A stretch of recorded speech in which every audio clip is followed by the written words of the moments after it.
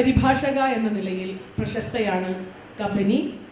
ബംഗാരി മാതായി എഴുതിയ തലകുനിക്കാതെ എന്ന ആത്മകഥ, പി ഷൺമുഖം എഴുതിയ വാച്ചാത്തി സമരങ്ങളാണ് പ്രഭാഷണത്തിന് ഈ വേദിയിൽ പതനത്തിൻ്റെ വെല്ലുവിളികൾ എന്ന ഈ സെഷനിൽ പങ്കെടുക്കുന്നതിന് വേണ്ടി ശ്രീമതി ആശാലതയെ സ്നേഹപൂർവ്വം സ്വാഗതം ചെയ്യുന്നു. 25-ൽ അധികം പുസ്തകങ്ങൾ തമിഴിൽ നിന്ന് മലയാളത്തിലേക്ക് പരിഭാഷപ്പെടുത്തിയിട്ടുണ്ട് ഷാഫി ചെറുമാവിലായി. കണ്ണൂർ സ്വദേശിയായ ഷാഫി കൺസ്ട്രക്ഷൻ മേഖലയിൽ ജോലി ചെയ്യുന്നു. ഈ സെഷനിൽ പങ്കെടുക്കുന്നതിന് വേണ്ടി ശ്രീ ഷാഫിയെ സ്നേഹപൂർവ്വം സ്വാഗതം ചെയ്യുന്നു. എല്ലാവർക്കും നമസ്കാരം. സാഹിത്യ വിമർശനത്തിലെ പ്രശ്നങ്ങൾ എന്ന ഒരു വലിയ ടോപ്പിക് ആണ് എനിക്ക് ഇന്ന് അധ്യക്ഷത വഹിക്കാനായി കിട്ടിയിട്ടുള്ളത്. ഇപ്പം മലയാളിയും വിവർത്തനവും തമ്മിലുള്ള ബന്ധം എന്നതിനെക്കുറിച്ച് സംസാരിക്കാവും ഏറ്റവും ഉചിതം. ഞാനൊരു ചെറിയൊരു ഇൻട്രഡക്ഷൻ കൊടുത്തുകൊണ്ട് ഇവിടെ ഇരിക്കുന്ന എൻ്റെ കൂടെ ഇരിക്കുന്ന പാനലിലിരിക്കുന്ന അവരൊക്കെ പല മേഖലകളിൽ നിന്നുള്ള പല ഭാഷകളിൽ നിന്നുള്ള അതും ഒരുപാട് വർഷങ്ങളായി വിവർത്തനം ചെയ്യുന്നവരാണ്. അപ്പോൾ അവരുടെ പ്രശ്നങ്ങൾ, വിവർത്തനത്തെക്കുറിച്ച് നമ്മൾ സാധാരണ പറയുമ്പം നോൺ ലിറ്റററി, ലിറ്റററി എന്നുള്ള ഒരു ബൈനറിയിലേക്ക് ഒതുക്കിക്കളയും. പക്ഷേ ഇപ്പോൾ എന്നോട് ഒരാൾ ചോദിച്ചു, ഇംഗ്ലീഷിൽ നിന്ന് മലയാളത്തിലേക്കായാലും മലയാളത്തിൽ നിന്ന് ഇംഗ്ലീഷിലേക്കായാലും തമിഴിൽ നിന്ന് മലയാളത്തിലേക്കായാലും തിരിച്ചായാലും പ്രശ്നങ്ങളൊന്നല്ലേ എന്ന് ചോദിച്ചാൽ അല്ല. കാരണം ഇത് ഏത് വിപണിയാണല്ലോ പല കാര്യങ്ങളും തീരുമാനിക്കുന്നത്. അപ്പോൾ അതുകൊണ്ട് തന്നെ ഏത് വിപണിയിലേക്കാണ്, ഏത് ഭാഷയിലേക്കാണ്, ഏത് പബ്ലിഷറാണ് എന്നൊക്കെ ഉള്ളതിനനുസരിച്ച് എന്താണ് റിസപ്ഷൻ, എന്താണ് വിവർത്തകർക്കുള്ള സ്ഥാനം, അത് വിവർത്തകർക്ക് ഏജൻസി അനുവദിച്ചു കൊടുക്കുന്നുണ്ടോ, വിവർത്തകർ എന്തൊക്കെ നിരാസങ്ങളാണ് നമ്മൾ വിവർത്തനത്തിലും അല്ലെ വിവർത്തകർ എന്ന രീതിയിലും അനുഭവിക്കുന്നത്, ഇതിനെക്കുറിച്ചൊക്കെ പറയാവും ഉചിതം എന്ന് കരുതുന്നു. കാരണം ഇംഗ്ലീഷിലേക്കുള്ള വിവർത്തനത്തെക്കുറിച്ച് ഞാൻ അധികം പറയുന്നത്, ഞാൻ കാരണം ചെയ്തിട്ടുള്ളത് ഇംഗ്ലീഷിലേക്കുള്ള വിവർത്തനങ്ങളാണ്. അപ്പോൾ അതിൽ കുറേയൊക്കെ ട്രാൻസ്പാരൻസി, പബ്ലിഷിങ്ങിൽ കുറേയൊക്കെ ട്രാൻസ്പാരൻസി ഉള്ളത് കൊണ്ടും വലിയ അങ്ങനെയുള്ള ബുദ്ധിമുട്ടുകൾ ഒരിക്കൽ ബ്രേക്ക് ഇൻ ചെയ്ത് കഴിഞ്ഞാൽ അങ്ങനെയുള്ള ബുദ്ധിമുട്ടുകളല്ല, അതിൻ്റെ പ്രശ്നങ്ങൾ വേറെയാണ്. കാരണം അതിൻ്റെ വിപണി വേറെയാണ്, അതിൻ്റെ വായനക്കാർ വേറെയാണ് എന്നൊക്കെ ഉള്ളതിൻ്റെ വ്യത്യാസമുണ്ട്. അപ്പം ഇതിൽ മിക്കവരും മലയാളത്തിലേക്ക് വിവർത്തനം ചെയ്തവരാണ്. പിന്നെ തിരിച്ച് മലയാളത്തിൽ നിന്ന് തമിഴിലേക്ക് ചെയ്തതും ഉണ്ട്, ഇപ്പം ഇൻട്രൊഡക്ഷനിൽ പറഞ്ഞതുപോലെ. അപ്പോൾ അതുകൊണ്ട് നമ്മളെങ്ങനെയാണ് വിവർത്തനത്തിനെ കാണുന്നത് എന്നും മലയാളി എങ്ങനെയാണ് വിവർത്തനത്തിനോട് ബന്ധപ്പെട്ട് കിടക്കുന്നതെന്നും എങ്ങനെയാണ് വിവർത്തനത്തിനെ കാണുന്നത് എന്നുള്ളതും കൂടി ഒന്ന് സംസാരിച്ചുകൊണ്ട് നമുക്ക് തുടങ്ങാമെന്ന് കരുതുന്നു. കാരണം മലയാളികൾ തീർച്ചയായും മലയാളി വായനാ മനുഷ്യൻ എന്ന് അഹങ്കരിക്കുന്നതാണ്, ആഗോള മനുഷ്യൻ എന്ന് അഹങ്കരിക്കുന്നതാണ്. അത്ര തന്നെ പക്ഷെ നമ്മൾ അഹങ്കരിക്കാത്തവരാണ്. അതെങ്ങനെ ഉണ്ടായി ഈ ആഗോള മനുഷ്യൻ? അല്ലെങ്കിൽ നമ്മൾ വളരെ പാരമ്പര്യ മൂല്യങ്ങൾ അധിഷ്ഠിതമായി, പലപ്പോഴും സവർണ ബോധ്യങ്ങൾ അനുഷ്ഠിതമായി അതിൽ പൂണ്ട് കിടക്കുകയാണ്. നമ്മൾ പാരമ്പര്യവാദികളാണ് ഒരേ സമയം. അതേസമയം നമ്മൾ ദേശകാല അതിർത്തികൾ ഭേദിച്ചുകൊണ്ട് ചിന്തിക്കാൻ കഴിവുള്ള ആഗോള മനുഷ്യരും കൂടിയാണ്. ഈ ആഗോള മനുഷ്യൻ എന്നുള്ള വിവജ്ഞ നമുക്ക് വന്നത് തീർച്ചയായും വായനയിലൂടെയാണ്. അതിൻ്റെ കൂടെ തന്നെ തീർച്ചയായും വിവർത്തന വായനകളിലൂടെയാണ്. പക്ഷേ ഇതിൽ ഒരുപാട് ഈ വിവർത്തന വായനയെ നമ്മൾ അംഗീകരിക്കുന്നുണ്ടോ, വിവർത്തനം എന്നതിനെ നമ്മൾ എത്രത്തോളം അംഗീകരിക്കും? നമ്മളതിന് സ്വീകരിച്ചു. ഇപ്പം നമ്മൾ മാർക്കേസിനെ മലയാളിയാക്കിയതുപോലെ നമ്മളങ്ങ് മലയാളത്തിലേക്ക് സ്വീകരിച്ചു. പക്ഷേ ഈ മലയാളത്തിൽ സ്വീകരിച്ച് വരുന്ന വഴിയിൽ ഒരു മീഡിയേറ്റർ ഉണ്ട് എന്നതും വിവർത്തനം എന്നത് തന്നെ ഈ പ്രക്രിയ എന്നതിനെ കുറിച്ചൊന്നും നമ്മൾ സംസാരിക്കാറില്ല. വിവർത്തകർ എന്നുള്ള പലപ്പോഴും മലയാളം പബ്ലിഷിങ്ങിൽ പറഞ്ഞു കേട്ടിട്ടുള്ളതാണ്. ഇപ്പം കുറേ വ്യത്യാസം വന്നിട്ടുണ്ട്. വിവർത്തകരുടെ പേര് പോലും ചിലപ്പോൾ ഫ്രണ്ട് പേജിൽ വെക്കാൻ മടിയുള്ള, മുമ്പ് ഇംഗ്ലീഷിലും അങ്ങനെയൊക്കെ ഉണ്ടായിരുന്നു. പക്ഷെ ഇന്ന് നാഷണൽ പബ്ലിഷേഴ്സിൻ്റെ കാര്യത്തിൽ കുറേ വ്യത്യാസമുണ്ട്. പക്ഷെ അമേരിക്കയിൽ നിങ്ങൾ ചിലപ്പോൾ വിവർത്തനത്തിൽ താല്പര്യമുള്ള ആൾക്കാരാണെങ്കിൽ വായിച്ചിട്ടുണ്ടാവും, ജെന്നി ക്രോഫ്റ്റ് വിഖ്യാത വിവർത്തക ഒരു ഓപ്പൺ ലെറ്റർ പബ്ലിഷ് ചെയ്തിരുന്നു വിവർത്തനത്തിലെ നിരാസങ്ങളെക്കുറിച്ചും വിവർത്തകരുടെ ഇൻവിസിബിലിറ്റിയെക്കുറിച്ചും. ഇൻവിസിബിലിറ്റി എന്ന് നമ്മളൊരു തിയററ്റിക്കൽ പറയല്ല, വിവർത്തകറിനുള്ള ഒരു ഏജന്റിനെ, വിവർത്തകർ എന്ന ഏജന്റുകളെ കംപ്ലീറ്റ്ലി നിരാശിച്ചുകൊണ്ട് പേര് പോലും പലപ്പോഴും ഫ്രണ്ട് പേജിൽ വെക്കാതെ അങ്ങനെയുള്ള ട്രാൻസ്ലേഷനിൽ ഏറ്റവും കുറവ് വിപണി മൂല്യമുള്ള US പബ്ലിഷിംഗ് സീനിനെ കുറിച്ച് ജെന്നി ക്രോഫ്റ്റ് ഒരു ഓപ്പൺ ലെറ്റർ പബ്ലിഷ് ചെയ്തിട്ടുണ്ട്. ഒരുപാട് സിഗ്നറ്ററീസ്, ഒരുപാട് ലോക ലോകത്തുള്ള പല കോണുകളിലുള്ള വിവർത്തകരും അതിനോട് സഹകരിച്ചുകൊണ്ട് സിഗ്നേറ്ററികളായി നിന്നിട്ടുണ്ട്. അപ്പോൾ അത് അവിടെയൊക്കെ ഉണ്ട്. മോണോ കൾച്ചറലായിട്ടുള്ള കൾച്ചേഴ്സിൽ, വായനാ സമൂഹങ്ങളിൽ, വായനാ സംസ്കാരങ്ങളിൽ വിവർത്തനത്തിന് തന്നെ വിലയില്ലാത്തത് കൊണ്ട് വിവർത്തകർ എന്നുള്ളത് തീർച്ചയായും ഒരു വിലയും കിട്ടാത്തതാണ്. പക്ഷെ അതേസമയം നമ്മൾ വിവർത്തനാധിഷ്ഠിതമായ ഒരു സമൂഹമാണ്. വിവർത്തനം കൊണ്ടാണ് നമ്മളുടെ ഭാവന, നമ്മളുടെ പൊതുവൈജ്ഞാനിക മണ്ഡലം, സാംസ്കാരിക മണ്ഡലം, രാഷ്ട്രീയ മണ്ഡലം, നമ്മളുടെ ചിന്ത, പല കാലങ്ങളിൽ നമുക്ക് വന്ന ഭാവുകത്വ മാറ്റങ്ങൾ, അത് സാഹിത്യ ഭാവുകത്വം ആയാലും അതല്ലാതെ ആയാലും അങ്ങനെ എങ്ങനെ വന്നാലും നമ്മൾ നോക്കുകയാണെങ്കിൽ നമ്മൾ സൃഷ്ടിച്ചെടുത്തത് വിവർത്തനം കൂടിയാണ്. പക്ഷെ നമുക്കതിനെ അംഗീകരിക്കാൻ വലിയ ബുദ്ധിമുട്ടും കൂടിയാണ്. കാരണം ഇപ്പൊ ഈ ദൃശ്യതയെക്കുറിച്ച് ഇപ്പോൾ പറയും, വിവർത്തകർക്ക് ഒരുപാട് ദൃശ്യത ഉണ്ട് എന്ന് പറയും. പക്ഷെ വിവർത്തനത്തെ കുറിച്ചിട്ടുള്ള വിവർത്തനത്തിൽ നമ്മൾ വിവർത്തനത്തെ കുറിച്ച് നോക്കുമ്പോൾ ദൃശ്യതയിൽ തന്നെ അദൃശ്യത ഉണ്ട്. ദൃശ്യത ടെക്സ്റ്റുകൾക്കുണ്ട്. വിവർത്തനം വരുന്നോട് ഇപ്പൊ ഇംഗ്ലീഷിലേക്ക് ഒരു ടെക്സ്റ്റ് പോവുകയാണെങ്കിൽ, മുകുന്ദേട്ടന്റെ ടെക്സ്റ്റ് ഡൽഹി കഥകൾ 2012 വന്നതാണ്. പക്ഷെ അതിന് വീണ്ടും ഒരു ട്രാൻസ്ലേഷൻ, ഇംഗ്ലീഷ് ട്രാൻസ്ലേഷൻ വരുമ്പോൾ വീണ്ടും പുതിയ നവവായന ലോകം, പുതിയ റിവ്യൂകൾ, പുതിയ ഒരു റീജനറേറ്റീവ് ഇഫക്റ്റ് ആണ്, ജനറേറ്റീവ് ഇഫക്റ്റ് ആണ്. എന്തായാലും തീർച്ചയായും എന്തായാലും ഒരു വീണ്ടെടുപ്പ് കൂടിയാണ്. പുതിയൊരു വായനാ സമൂഹത്തെ കിട്ടുന്നു, ടെക്സ്റ്റിനെ തന്നെ വീണ്ടെടുക്കുന്നു. അങ്ങനെ ഒരു ആഫ്റ്റർ ലൈഫ് ആ ടെക്സ്റ്റിന് കിട്ടുന്നുണ്ട് വിവർത്തനത്തിലൂടെ. പക്ഷെ പലപ്പോഴും വിവർത്തനത്തിലൂടെ ഈ ആഫ്റ്റർ ലൈഫ് കിട്ടുന്നത് എന്നുള്ളത് അംഗീകരിച്ച് കിട്ടാൻ, വിവർത്തകർക്ക് അംഗീകരിച്ച് കിട്ടാൻ കുറെ ബുദ്ധിമുട്ടാണ്. ഇറേഷർ അവര് ഭയങ്കരമായിട്ട് ഇറേഷർ ഉണ്ടാവും. കാരണം വിസിബിലിറ്റി ഉണ്ടെങ്കിൽ ഒരേ സമയം വിസിബിലിറ്റി, ടെക്സ്റ്റിനും ഓതറിനും വിസിബിലിറ്റി കിട്ടും. നമുക്ക് വിസിബിലിറ്റി കിട്ടുന്നുണ്ടോ എന്ന് ചോദിച്ചാൽ വിസിബിലിറ്റി കിട്ടുന്നുണ്ടെന്ന് വെച്ചാൽ ഈ ലിറ്റററി ഫെസ്റ്റിവലും അവാർഡ്സ് ഒക്കെ ഉള്ളത് കൊണ്ട് മറ്റാർക്കും വിലയില്ലെങ്കിലും നമുക്ക് അവാർഡുകളുടെ പിന്നിലുള്ള അതിന്റെ രാഷ്ട്രീയം എന്ത് തന്നെ ആയിക്കോട്ടെ, വിവർത്തകർക്ക് തീർച്ചയായും അവാർഡുകൾ ഇമ്പോർട്ടൻ്റ് ആണ്. കാരണം വിവർത്തനത്തെ കുറിച്ച് സംസാരിക്കാൻ പോലും വേദിയില്ലാത്ത ഒരു കാലത്താണ്, ഒരു 5-8 വർഷം മുമ്പ് മുതലാണ് മലയാളത്തിലേക്ക് ഒരുപാട് അവാർഡുകൾ വരുന്നത്. അപ്പൊ ആ രീതിയിൽ വിവർത്തകർക്ക് അവാർഡുകൾ ഇമ്പോർട്ടൻ്റ് ആണ് തീർച്ചയായും. കാരണം വേദി കിട്ടും സംസാരിക്കാൻ. അല്ലെങ്കിൽ വിവർത്തകർക്ക് ടെക്സ്റ്റ് വന്നു കഴിഞ്ഞാൽ പാലം കടക്കോണം നാരായണ ലൈനായി പോവാതിരിക്കാൻ വേണ്ടി വിവർത്തകർക്ക് വീണ്ടും ഒരു വിസിബിലിറ്റി കിട്ടാന്നുള്ളത് കൂടി അവിടെ ഇമ്പോർട്ടൻ്റ് ആണ്. അതിനുള്ളൊരു വേദി ഒരുക്കുന്നത് എന്നുള്ളതാണ് ലിറ്റററി ഫെസ്റ്റിന്. ഇപ്പം മുമ്പൊക്കെ ഞാനൊരു 5-8 വർഷം തുടക്കകാലത്ത് പലപ്പോഴും വിവർത്തക എന്ന രീതിയിൽ വിവർത്തനത്തെക്കുറിച്ച് സംസാരിക്കാനുള്ള വേദികൾ പലപ്പോഴും പങ്കിട്ടത് ഞാൻ ഒരാളും ബാക്കിയൊക്കെ എഴുത്തുകാരുമായിരിക്കും. അപ്പോൾ വിവർത്തനത്തെ കുറിച്ചിട്ടുള്ള സെഷൻ ആയിരിക്കും, പക്ഷേ എഴുത്തുകാരായിരിക്കും അതിൽ നിൽക്കുക. വിവർത്തകരായി 1-2 ഉണ്ടെങ്കിൽ ഭാഗ്യം. അപ്പൊ ഇപ്പോഴാണ് ഇതൊക്കെയാണ് സത്യത്തിൽ വിവർത്തകർ മാത്രം ഉൾക്കൊള്ളുന്ന ഒരു പാനൽ. പല മേഖലകളിൽ നിന്നുള്ള പല ഭാഷകളിൽ നിന്നുള്ള വിവർത്തനം ചെയ്യുന്ന ഒരുപാട് എക്സ്പീരിയൻസ്ഡ് ആയിട്ടുള്ള പ്രോളിഫിക് ആയിട്ടുള്ള വിവർത്തകരുടെ കൂടെ ഇരിക്കാനുള്ള അങ്ങനെ ഒരു വേദി പോലും സാഹിത്യ ഫെസ്റ്റിവൽസ് ആണ് കിട്ടുന്നത്. അതൊരു മാറ്റം തന്നെയാണ്, ഒരു വലിയൊരു മാറ്റം തന്നെയാണ് 5-6 വർഷത്തിനിടയിലുള്ള. അങ്ങനെ വെച്ച് നോക്കുകയാണെങ്കിൽ നമ്മൾ ഈ നേരത്തെ ഞാൻ പറഞ്ഞതുപോലെ നമ്മൾ ഈ ആഗോള മനുഷ്യർ എന്നുള്ളത് വരുന്നത് കലർപ്പുകൊണ്ടുണ്ടായി വന്നതാണ് മലയാളി. പക്ഷെ മലയാളിയുടെ സാഹിത്യ ചരിത്രം എടുത്തു നോക്കുകയാണെങ്കിൽ വിവർത്തനത്തെ കുറിച്ചിട്ടുള്ള വിവർത്തനം അതിന് രേഖപ്പെടുത്താതെ പോവാണ്. എല്ലാ സാഹിത്യ ചരിത്രങ്ങളും അപൂർണമാണ് തീർച്ചയായും.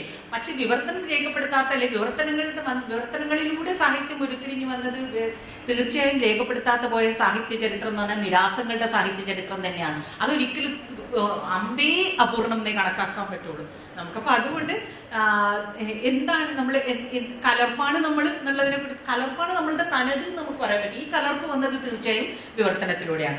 ആ വിവർത്തനം നമ്മളാക്കിയ വിവർത്തനത്തെ നമ്മൾ പലപ്പോഴും മറന്നു. അതുകൊണ്ട് തന്നെ നമുക്കൊരു ചരിത്രമില്ല. ഇപ്പോഴാണ് ഞാൻ ഇംഗ്ലീഷിൽ നിന്ന് മാറിയിട്ട് കൂറുമാറി ട്രാൻസ്ലേഷൻ സ്റ്റഡീസിലേക്ക് വന്ന ഒരാളാണ്. അപ്പോൾ വിവർത്തനം പഠിപ്പിക്കാനുള്ള ടെക്സ്റ്റുകൾ വളരെ കുറേ, 13 ടെക്സ്റ്റുകളുണ്ട്, എഡിറ്റഡ് വോള്യൂംസ് ഉണ്ട്. പക്ഷേ മലയാളത്തിൻ്റെ വിവർത്തന ചരിത്രത്തെക്കുറിച്ച് നന്നായി പ്രതിപാദിക്കുന്ന ഒരു ടെക്സ്റ്റ് പോലും, അല്ലെങ്കിൽ ഒരു കോംപ്രിഹെൻസീവ് ആയിട്ടുള്ള ടെക്സ്റ്റ് ഇല്ല.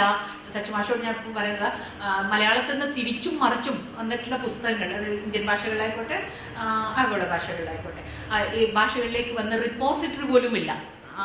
അപ്പോൾ ചിലപ്പോൾ ആദ്യകാലത്തെ 10 നോവലുകൾ എടുത്ത് ട്രാൻസ്ലേറ്റ് ചെയ്തിട്ടുണ്ടോ എന്ന് പോലും നമുക്ക് അറിയാൻ പറ്റില്ല. സാഹിത്യ അക്കാദമിക്കാന്ന് പിന്നെയും ചെയ്യാൻ പറ്റുക, അല്ലെ ഭാഷാ ഇൻസ്റ്റിറ്റ്യൂട്ടിനൊക്കെ. അപ്പോൾ അങ്ങനെയുള്ള വലിയ നിരാസങ്ങളുള്ള ഒരു ഏരിയയാണ് വിവർത്തനം എന്നുള്ളത്. അപ്പോൾ അതിനെക്കുറിച്ച് സംസാരിക്കാൻ അത്രയും നമുക്ക് സമയമുള്ളൂ. അപ്പോൾ അതിനെക്കുറിച്ച് സംസാരിക്കാൻ പൊതുവിൽ എന്താണ് മലയാളത്തിലുള്ളത്. മലയാളത്തിൽ നേരത്തെ ഞാൻ പറഞ്ഞതുപോലെ പലപ്പോഴും വാക്കിന് പൈസ കൊടുത്തുകൊണ്ടിട്ടുള്ള വാക്കനുസരിച്ച് ഒരു വാക്കിന് പണം എന്നുള്ള രീതിയിൽ വിവർത്തനത്തെ കൂലിത്തൊഴിലാളികളായി കാണുന്ന അല്ലെങ്കിൽ വിവർത്തകരുടെ പേര് മുന്നിൽ വരരുത് എന്ന് പറയുന്നത്, വിവർത്തനം എന്ന് പറയുന്നത് എന്തായാലും സ്വയം പോകുന്നില്ലല്ലോ. എന്തായാലും നമുക്ക് ഇഷ്ടപ്പെട്ടാലും ഇഷ്ടപ്പെട്ടില്ലെങ്കിൽ അവിടെ ഒരാളുണ്ട്, അവരെ അംഗീകരിച്ചേ പറ്റും. അവരുടെ ഏജൻസിക്ക് അനുസരിച്ച് ചിലപ്പം വളരെ ഒരു ടെക്സ്റ്റിന് മാറ്റാൻ പോലും പറ്റും. ഒരു ടെക്സ്റ്റ് നമ്മൾ ഒരു വിവർത്തകർക്ക് എല്ലാവർക്കും അറിയാത്, ടെക്സ്റ്റുകൾ നമ്മൾ വിവർത്തനം ചെയ്യുന്ന സമയത്ത് ആ ടെക്സ്റ്റുകൾ വീണ്ടും എല്ലാ ടെക്സ്റ്റുകളും ഫോർട്ട് ടങ്ങിലല്ലേ സംസാരിക്കുക. എല്ലാ ടെക്സ്റ്റുകൾക്കും 2 നാവുണ്ടല്ലോ, 2ഓ 2-ലധികമോ നാവുണ്ടോ.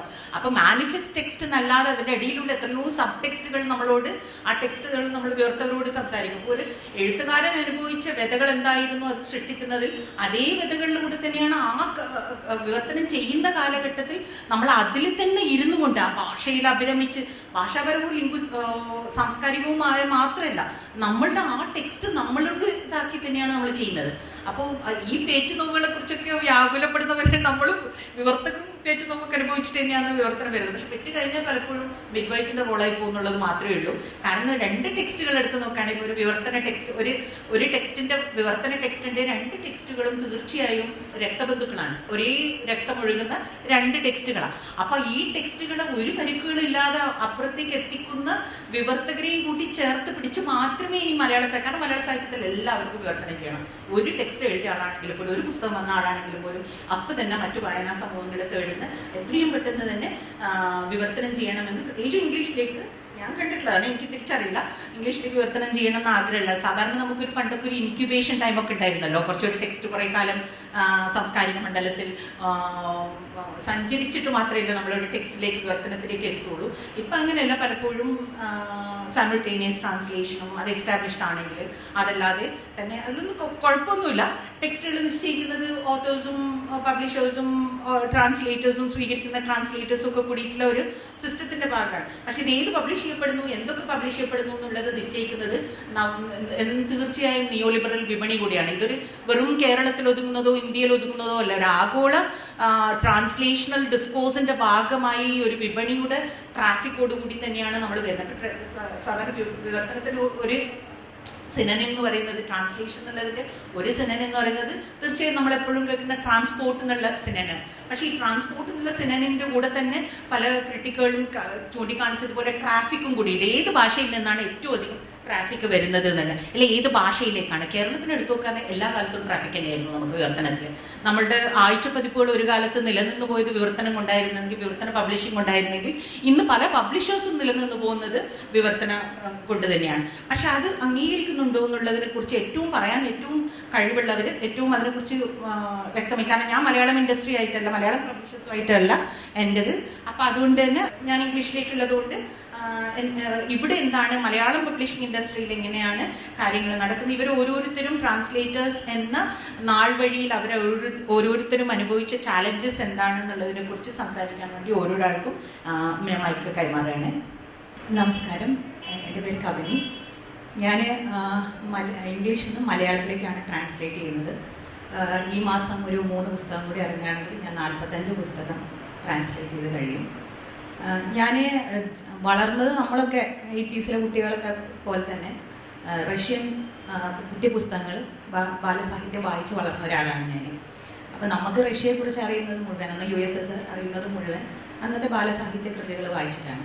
അപ്പോൾ പിന്നെ ഒരുപാട് ഗോപാലകൃഷ്ണൻ, ഓമന, അവരൊക്കെ നമ്മൾ വലിയ ട്രിബ്യൂട്ട് കൊടുക്കേണ്ട ആളുകളാണ്. റഷ്യൻ ഭാഷ പഠിച്ച് അതൊന്ന് നേരിട്ട് ട്രാൻസ്ലേറ്റ് ചെയ്ത്, അതുപോലെ തന്നെ പാവങ്ങളും അമ്മയും എല്ലാം, അങ്ങനെ നമ്മൾ ട്രാൻസ്ലേഷൻ വായിച്ച് തന്നെയാണ് മലയാളികളിൽ കുറേ മൂല്യങ്ങൾ ഉണ്ടായിട്ടുള്ളതും മറ്റ് സംസ്കാരങ്ങളെക്കുറിച്ച് അറിഞ്ഞിട്ടുള്ളതും. അപ്പം USSRനെ കുറിച്ചൊക്കെ പറയുമ്പോൾ നമ്മൾ വെച്ചിട്ടുണ്ടെങ്കിൽ മഴവിൽ നിറമുള്ള രാജ്യം, അതിൽ ഒരു രത്നമല എന്ന് പറയുന്ന ഒരു പുസ്തകത്തിൻ്റെ ഒരു ആമുഖം എനിക്ക് ഓർമ്മയുണ്ട്.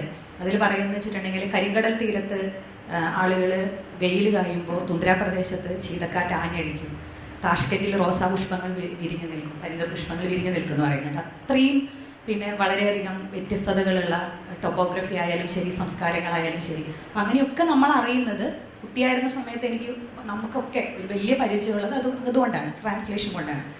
ഞാൻ പിന്നെ പതിയെ ട്രാൻസ്ലേഷനിലേക്ക്, വീട്ടിൽ വായനയുടെ അന്തരീക്ഷം ഉള്ളത് കൊണ്ട് തന്നെ പതിയെ ട്രാൻസ്ലേഷനിലേക്ക് വരുമ്പോൾ ആദ്യമായിട്ട് ഞാൻ ട്രാൻസ്ലേറ്റ് ചെയ്യുന്നത് മഹാശ്വേത ദേവി ജ്ഞാനപീഠ പുരസ്കാരം നേടിക്കൊണ്ട് നടത്തിയ അവരുടെ ആ പ്രസംഗമാണ് ഞാൻ ആദ്യം ട്രാൻസ്ലേറ്റ് ചെയ്യുന്നത്. അത് ട്രാൻസ്ലേറ്റ് ചെയ്യുക. അന്ന് വെച്ചിട്ടുണ്ടെങ്കിൽ വാക്കുകൾ തിരഞ്ഞു പോവുക, ആപ്റ്റ് വാക്കുകൾ തിരഞ്ഞെടുക്കുക, ഒന്നുമില്ല. ഒരു അമേച്ചർ കാലഘട്ടം ട്രാൻസ്ലേഷൻ്റെ. അപ്പം അതുകൊണ്ട് തന്നെ എനിക്കിഷ്ടമുള്ള വാക്ക് ഞാൻ എടുത്തു വെക്കുമെന്നല്ലാതെ കുട്ടിയാണ്.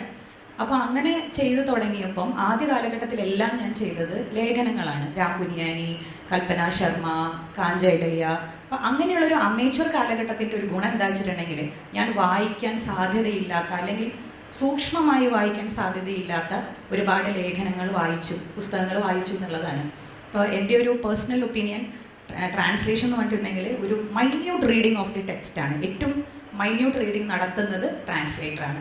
അപ്പോൾ അതുകൊണ്ട് തന്നെ ആ ഒരു കാലഘട്ടം എന്നെ ഒരുപാട് സ്വാധീനിച്ചിട്ടുണ്ട്. അത് കഴിഞ്ഞ് ഒരു PG എല്ലാം കഴിഞ്ഞ സമയത്താണ് ഞാൻ ആദ്യമായിട്ട് ഫിക്ഷൻ ചെയ്യുന്നത്. അമോസ് ഓസ് എന്ന് പറഞ്ഞിട്ടുള്ളൊരു യിദ്ദിഷ് റൈറ്ററുണ്ട്, മരിച്ചുപോയി. അദ്ദേഹത്തിൻ്റെ ടു നോ എ വുമൺ എന്ന് പറയുന്ന ഒരു നോവലാണ് ഞാൻ ആദ്യമായിട്ട് DC ബുക്സിന് വേണ്ടിയിട്ട് ട്രാൻസ്ലേറ്റ് ചെയ്തത്. അപ്പോഴാണ് ശരിക്കും ട്രാൻസ്ലേഷൻ എന്താണ്, ഇതിൻ്റെ ഒരു ബ്ലെസ്സിങ്സ് ആൻഡ് പെറിൽസ് എന്താണ്, എത്ര ബുദ്ധിമുട്ടാണെന്നുള്ളത് എനിക്ക് മനസ്സിലായത്. അമോസ് ഓസ് വളരെ കോംപ്ലിക്കേറ്റഡ് ആയിട്ടുള്ള ലാംഗ്വേജും സിറ്റുവേഷൻസും ഉപയോഗിക്കുന്ന ഒരാളാണ്. ടു നോ എ വുമൺ ഒരു സ്ത്രീയെ അറിയാൻ എന്നുള്ള പേരിലാണ് മലയാളത്തിലുള്ളത്. അതിൽ ഒരു ഇസ്രയേലി ചാരൻ്റെ ആത്മവ്യഥകളും ആത്മസംഘർഷങ്ങളുമാണ്. അപ്പോൾ നമ്മളിത് എങ്ങനെ ഒരു 10 പേജ് കഴിയുമ്പോഴേക്കും എനിക്ക് ഭയങ്കരമായിട്ട് ബുദ്ധിമുട്ട് തോന്നി തുടങ്ങി. ഇത് മലയാളത്തിലേക്ക് അതിൻ്റെ ആത്മാവ് നഷ്ടപ്പെടാതെ അതേപോലെ വാക്കുകൾ വന്ന് എങ്ങനെയാണ് നമ്മളിത് ചെയ്യുക എന്നുള്ളത്, ട്രൂ ടു ദി ടെക്സ്റ്റ് ആയിരിക്കണം, അതേസമയം തന്നെ വളരെയധികം ക്ലിഷ്ടമാകരുത്, ഇങ്ങനെയൊക്കെ നോക്കിയിട്ട്, അല്ലെങ്കിൽ നമുക്ക് പെട്ടെന്ന് അറിയണ വാക്കുകൾ, ഗംഭീര വാക്കുകൾ എന്ന് പറയുമ്പോൾ ബൊമ്പാസ്റ്റിക് വേർഡ്സ് ഒക്കെ ഉപയോഗിക്കാനുള്ളൊരു ടെൻഡൻസി ഉണ്ടാവും. അതല്ലാതെ എങ്ങനെ ചെയ്യാന്നുള്ളത് എന്നെ ശരിക്കും ബുദ്ധിമുട്ടിച്ചത് ആ പുസ്തകമാണ്. അതിനുശേഷം ഞാൻ കണ്ടിന്യൂസ് ആയിട്ട് ചെയ്തു. പിന്നെ ഞാൻ എപ്പോഴും വിചാരിച്ചിട്ടുള്ളത് എന്നിലെ വിവർത്തക ഒരിക്കലും ഔട്ട്ഡേറ്റഡ് ആവരുത്, ഇങ്ങനെ പടം പൊഴിച്ചുകൊണ്ടിരിക്കണം എന്നുള്ളൊരു വാശിയുള്ള ഒരാളാണ് ഞാൻ. അതുകൊണ്ട് തന്നെ ഞാൻ എല്ലാ ജോണറും ചെയ്യാനായിട്ട് നോക്കും. ഞാൻ ഫിക്ഷൻ ചെയ്തു, പോപ്പുലർ ഫിക്ഷൻ ചെയ്തു, അമീഷിൻ്റെ, ശോഭാഡെ, അതുപോലെ തന്നെ ചേതൻ ഭഗത്, അങ്ങനെ നമ്മൾ പറയും പോപ്പുലർ ഫിക്ഷൻ ചെയ്തു, റുഷ്ദിയുടെ ചെയ്തു, പൗലോ കൊയ്ലോൻ്റെ 3 കൃതികൾ ചെയ്തു. അപ്പോൾ അതിൻ്റെ ഒപ്പം തന്നെ നോൺ ഫിക്ഷൻ ചെയ്തു, നാടകങ്ങൾ ചെയ്തു. അപ്പോൾ എല്ലാ ജോണറും എല്ലാ രീതികളും ചെയ്യണമെന്നുണ്ട്. അപ്പോൾ ഒക്കെ നമുക്കതിലുള്ള പല ടെക്സ്റ്റുകളും ആവശ്യപ്പെടുന്നത് പലതരത്തിലുള്ള ലാംഗ്വേജ് ആയിരിക്കും, പലതരത്തിലുള്ള ട്രീറ്റ്മെൻ്റ് ആയിരിക്കും, പലതരത്തിലുള്ള വായനകളായിരിക്കും. ഈ കാര്യത്തിൽ എൻ്റെ ഒരു ഗുരു എന്ന് പറയുന്നത് പ്രൊഫസർ N. ഗംഗാധരനാണ്. അദ്ദേഹം ചരിത്രകാരനാണെന്ന് ഒപ്പം തന്നെ സാഹിത്യ അക്കാദമി അവാർഡ് വാങ്ങിയ ട്രാൻസ്ലേറ്ററാണ്. അദ്ദേഹം വസന്തത്തിൻ്റെ മുറിവ് എന്ന പുസ്തകത്തിന് അദ്ദേഹത്തിന് സാഹിത്യ അക്കാദമി അവാർഡ് ലഭിച്ചിട്ടുണ്ട് ട്രാൻസ്ലേഷന്. അപ്പോൾ അദ്ദേഹം എപ്പോഴും പറയും, ഈ ആദ്യം നിങ്ങളൊരു പുസ്തകം ട്രാൻസ്ലേഷൻ വായിക്കുമ്പോൾ ട്രാൻസ്ലേറ്ററുടെ കണ്ണുകൂടെ വായിക്കരുത്, അത് വായനക്കാരൻ്റെ കണ്ണുകൂടെ തന്നെ വായിക്കണം. പക്ഷെ എനിക്കിത് എപ്പോഴും പ്രശ്നമാണ്. എനിക്ക് ട്രാൻസ്ലേഷൻ ഒരു പുസ്തകം കിട്ടിയിട്ടുണ്ടെങ്കിൽ എനിക്കിത് വായനക്കാരിയുടെ പോലെ ചെയ്യാൻ പറ്റില്ല. അതൊരിക്കൽ വലിയ ചലഞ്ചാണ്. ഞാൻ അപ്പം ആലോചിക്കുക ഇത് എങ്ങനെ ട്രാൻസ്ലേറ്റ് ചെയ്യും എന്നുള്ളത് വെച്ചിട്ടാണ്. അത് നമ്മുടെ ആസ്വാദനത്തിനെയും നമ്മളുടെ ഇതിനെക്കുറിച്ചിട്ടുള്ള ഒരു അണ്ടർസ്റ്റാൻഡിങ്ങിനെയും ബാധിക്കും. അത് ഞാൻ ഒഴിവാക്കാനായിട്ട് ശ്രമിക്കുന്ന ഒരു കാര്യമാണത്. അപ്പം എല്ലാ ജോണറിലും ചെയ്ത് ഇങ്ങനെ വരുമ്പോൾ വെച്ചിട്ടുണ്ടെങ്കിൽ പിന്നെയാണ് കുറച്ചും കൂടി നമ്മൾ മെച്ചുവേർഡ് ആകുമ്പോൾ നമ്മൾ ആലോചിക്കുന്നത് ഇതിലൊരു പൊളിറ്റിക്സ് ഉണ്ട് ചെയ്യുന്നതിൽ. അപ്പം ഞാൻ കുറേയൊക്കെ സ്ത്രീകൾ ചെയ്ത വർക്കുകൾ, വളരെ ശക്തരായ സ്ത്രീകൾ സ്വന്തം സ്പേസ് ഉണ്ടാക്കിയ, അങ്ങനെ ചെയ്തു തുടങ്ങിയിട്ടാണ് ഒരു ബെനസിർ ഭൂട്ടോയുടെ ആത്മകഥ, ആങ് സാൻ സൂക്കി, ലൈമ ബോവിയും മങ്കാരി മാതയും നോബൽ ലോറിയറ്റ്സ് ആണ്. അപ്പോൾ അതുപോലെ തന്നെ അങ്ങനെയുള്ള ശക്തരായ സ്ത്രീകളുടെ കൃതികൾ ഓരോന്നോരോന്നായിട്ട്, അല്ലെങ്കിൽ സ്ത്രീ പ്രാതിനിധ്യമുള്ള ഫെമിനിസ്റ്റ് പെർസ്പെക്റ്റീവ് എന്നുള്ള വർക്കുകൾ, girls from Kabul, little gypsy, അങ്ങനെയുള്ള കൃതികളൊക്കെ ഞാൻ എടുത്തു തുടങ്ങിയത്. അപ്പോൾ ഞാൻ ഡിഫറെൻറ്റ് ഓണേഴ്സിൻ്റെ ഒപ്പം തന്നെ ഇങ്ങനെയുള്ള സ്ത്രീകളുടെ കഥകൾ എങ്ങനെ നമുക്ക് ചെയ്യാം, ഇത് ട്രാൻസ്ലേറ്റർ എന്നുള്ള നിലയ്ക്കെന്ന് മാത്രമല്ല എന്നിലുള്ള വ്യക്തിയെ, എന്നിലുള്ള സ്ത്രീയെ ഒരുപാട് ശക്തിപ്പെടുത്താനായിട്ട് സഹായിച്ചിട്ടുണ്ട്. ഈ ട്രാൻസ്ലേഷൻ എന്ന് പറഞ്ഞ ഒരു vocation, it may be called a vocation. ഞാനൊരു ട്രാൻസ്ലേറ്റർ ബൈ പാഷനാണ്. അപ്പോൾ അത് മുന്നോട്ട് കൊണ്ടുപോകുമ്പോൾ തന്നെ ട്രാൻസ്ലേറ്റർ എന്നുള്ള നല്ലൊരു സന്തോഷങ്ങളുണ്ടാവും. അപ്പം ഫാത്തിമ ടീച്ചർ പറഞ്ഞ പോലെ തന്നെ നമ്മുടെ കുഞ്ഞാണത്. നമ്മൾ ട്രാൻസ്ലേറ്റ് ചെയ്ത് കഴിഞ്ഞിട്ട് അത് നമുക്ക് കയ്യിൽ കിട്ടുമ്പോൾ ഉള്ളൊരു വലിയ സന്തോഷമുണ്ട്. ഇനി ആരൊക്കെ അത് നമ്മളെ ഒരു ഇൻവിസിബിൾ ആക്കിയാലും നമുക്ക് കിട്ടുന്ന ഒരു വല്ലാത്തൊരു പേഴ്സണൽ സാറ്റിസ്ഫാക്ഷൻ ഉണ്ട്. ആ സാറ്റിസ്ഫാക്ഷൻ ഒപ്പം തന്നെ എനിക്ക് കിട്ടിയിട്ടുള്ളൊരു ഗുണമാണ്, എന്നെ ഭയങ്കരമായിട്ട് ഞാൻ വളർന്നു വരുന്നതോടൊപ്പം തന്നെ ട്രാൻസ്ലേഷൻ ആരംഭിച്ച കാരണം കൊണ്ട് ഞാൻ ജീവിക്കാതെ പോയ ജീവിതങ്ങൾ, ജീവിക്കാൻ പറ്റില്ലായിരുന്ന ജീവിതങ്ങൾ, അല്ലെങ്കിൽ പറ്റിയിട്ടും ചെയ്യാതെയുള്ള ജീവിതങ്ങൾ, ഇങ്ങനെ പല ജീവിതങ്ങളും നമുക്ക് ജീവിക്കാൻ പറ്റി എന്നുള്ളതാണ് ഈ ട്രാൻസ്ലേറ്റർ എന്ന നിലയ്ക്ക് എനിക്ക് കിട്ടിയിട്ടുള്ള വലിയൊരു ഗുണം. അതുപോലെ തന്നെ കുറച്ച് കഴിഞ്ഞപ്പോൾ ഞാൻ എന്ത് വെച്ചിട്ടുണ്ടെങ്കിൽ സൗത്ത് ഇന്ത്യൻ ലിറ്ററേച്ചറിലേക്ക് മൂവ് ചെയ്യാനായിട്ട് തുടങ്ങി. നമ്മുടെ കൂടുതൽ വരുന്നത് ഫോറിൻ ലാംഗ്വേജസ് ആണ് വരുന്നത്. അത് ഒരുപാടുണ്ട്. ലാറ്റിൻ അമേരിക്കയിൽ നിന്നുള്ള വർക്കുകളും നൊബേൽ പ്രൈസ് കിട്ടിയ വർക്കുകളും എല്ലാതും വരുന്നുണ്ട്. അപ്പോൾ അങ്ങനെയാണ് പതുക്കെ ഞാൻ ആദ്യം ചെയ്തത് പെരുമാൾ മുരുകൻ്റെ പിന്നെ കൂലമാതാരി എന്ന് പറഞ്ഞ വർക്ക് കീഴാളം എന്നുള്ള പേരിൽ DC ബുക്സിന് വേണ്ടിയിട്ട് ട്രാൻസ്ലേറ്റ് ചെയ്തു. അതിപ്പോൾ 15ാമത്തെ പതിപ്പായി. അത് എനിക്ക് ഭയങ്കരമായിട്ട് ഇതുപോലെ എന്നെ ചലഞ്ച് ചെയ്തൊരു വർക്കാണ്. കാരണം നമ്മുടെ തൊട്ടടുത്ത് ആയതുകൊണ്ട് തന്നെ ഇത് ഇംഗ്ലീഷിലേക്ക് ട്രാൻസ്ലേറ്റ് ചെയ്തിട്ടാണ് നമ്മൾ ചെയ്യുന്നത്. ഈ കുറച്ചൊക്കെ തമിഴ് അറിയുള്ളൂ, അതും വായിക്കാം. വി ഗീതയാണ് അത് ചെയ്തിരിക്കുന്നത്. അപ്പോൾ പിന്നെയും ഫാത്തിമ ടീച്ചറെ കോട്ട് ചെയ്യുകയാണ്. കാരണം മാർക്കറ്റിനെ കേറ്റർ ചെയ്യണം, അതാരാണ് വായിക്കുന്നത്, റീഡേഴ്സ്. അതുകൊണ്ട് തന്നെ ഒരു പാൻ ഇന്ത്യൻ ഒരു ഇത് കിട്ടാൻ വേണ്ടിയിട്ട് ഇതിലെ മാസങ്ങൾ അതെല്ലാതും ഇംഗ്ലീഷിലേക്ക് ആക്കിയിട്ടുണ്ടായിരുന്നു. ജൂലൈ എല്ലാതും നമ്മൾ we are very close to Tamil culture. So I translated back in to Tamil months Margazhi. അപ്പോൾ അതിനൊരു തിരിച്ച് അപ്പോൾ അത് എനിക്ക് അതിൻ്റെ കാര്യങ്ങൾ അദ്ദേഹത്തിൻ്റെ ക്രോസ് റീഡിങ് ആവശ്യമാണ്. ട്രാൻസ്ലേഷൻ നമ്മൾ ഒരാളുടെ ചെയ്യുമ്പോൾ അദ്ദേഹത്തിൻ്റെ മറ്റു കൃതികൾ നമ്മൾ വായിച്ചു നോക്കും. മലയാളത്തിൽ വന്നിട്ടുണ്ട്, അന്ന് അർദ്ധനാരീശ്വരം വന്നിട്ടുണ്ട്, അത് വായിച്ചു നോക്കും. അപ്പോൾ അതെനിക്ക് ആ ഒരു രീതിയിൽ നമ്മുടെ തൊട്ടടുത്തുള്ളതാണ്. തമിഴ് എന്ന് പറയുന്നത് നമ്മുടെ ഏറ്റവും അടുത്ത നെയ്ബറാണ്. പിന്നെ ഞാൻ തെലുഗു ലിറ്ററേച്ചറിൽ അവിടുത്തെ ഒരു ഡോയൻ എന്ന് പറയുന്നത് പിന്നെ വോൾഗ എന്ന് പറഞ്ഞിട്ട് റൈറ്ററാണ്. വോൾഗയുടെ സ്വേച്ഛ എന്ന് പറയുന്നത് NBT അടുത്ത ഈ മാസം അത് ഇറങ്ങും. ഈ വോൾഗയുടെ കൃതികൾ നമ്മുടെ സാറ ടീച്ചറൊക്കെ ആയിട്ട് ഭയങ്കര റിസംബ്ലൻസ് ഉള്ള ഒരു first wave of feminism 1980s main സ്ട്രീമിൽ കൊണ്ടുവന്നതാണ് ആന്ധ്ര പൊളിറ്റിക്സ് ആൻഡ് സൊസൈറ്റിയുടെ. അപ്പോൾ ഈ സ്വേച്ഛ എന്നുള്ളത് ക്വസ്റ്റ് ഫോർ ഫ്രീഡം ആയിട്ടാണ് ട്രാൻസ്ലേറ്റ് ചെയ്തിരിക്കുന്നത്. അത് നമ്മുടെ മലയാളത്തിൽ വരുമ്പോൾ സ്വേച്ഛ എന്ന് തന്നെ മാറ്റി.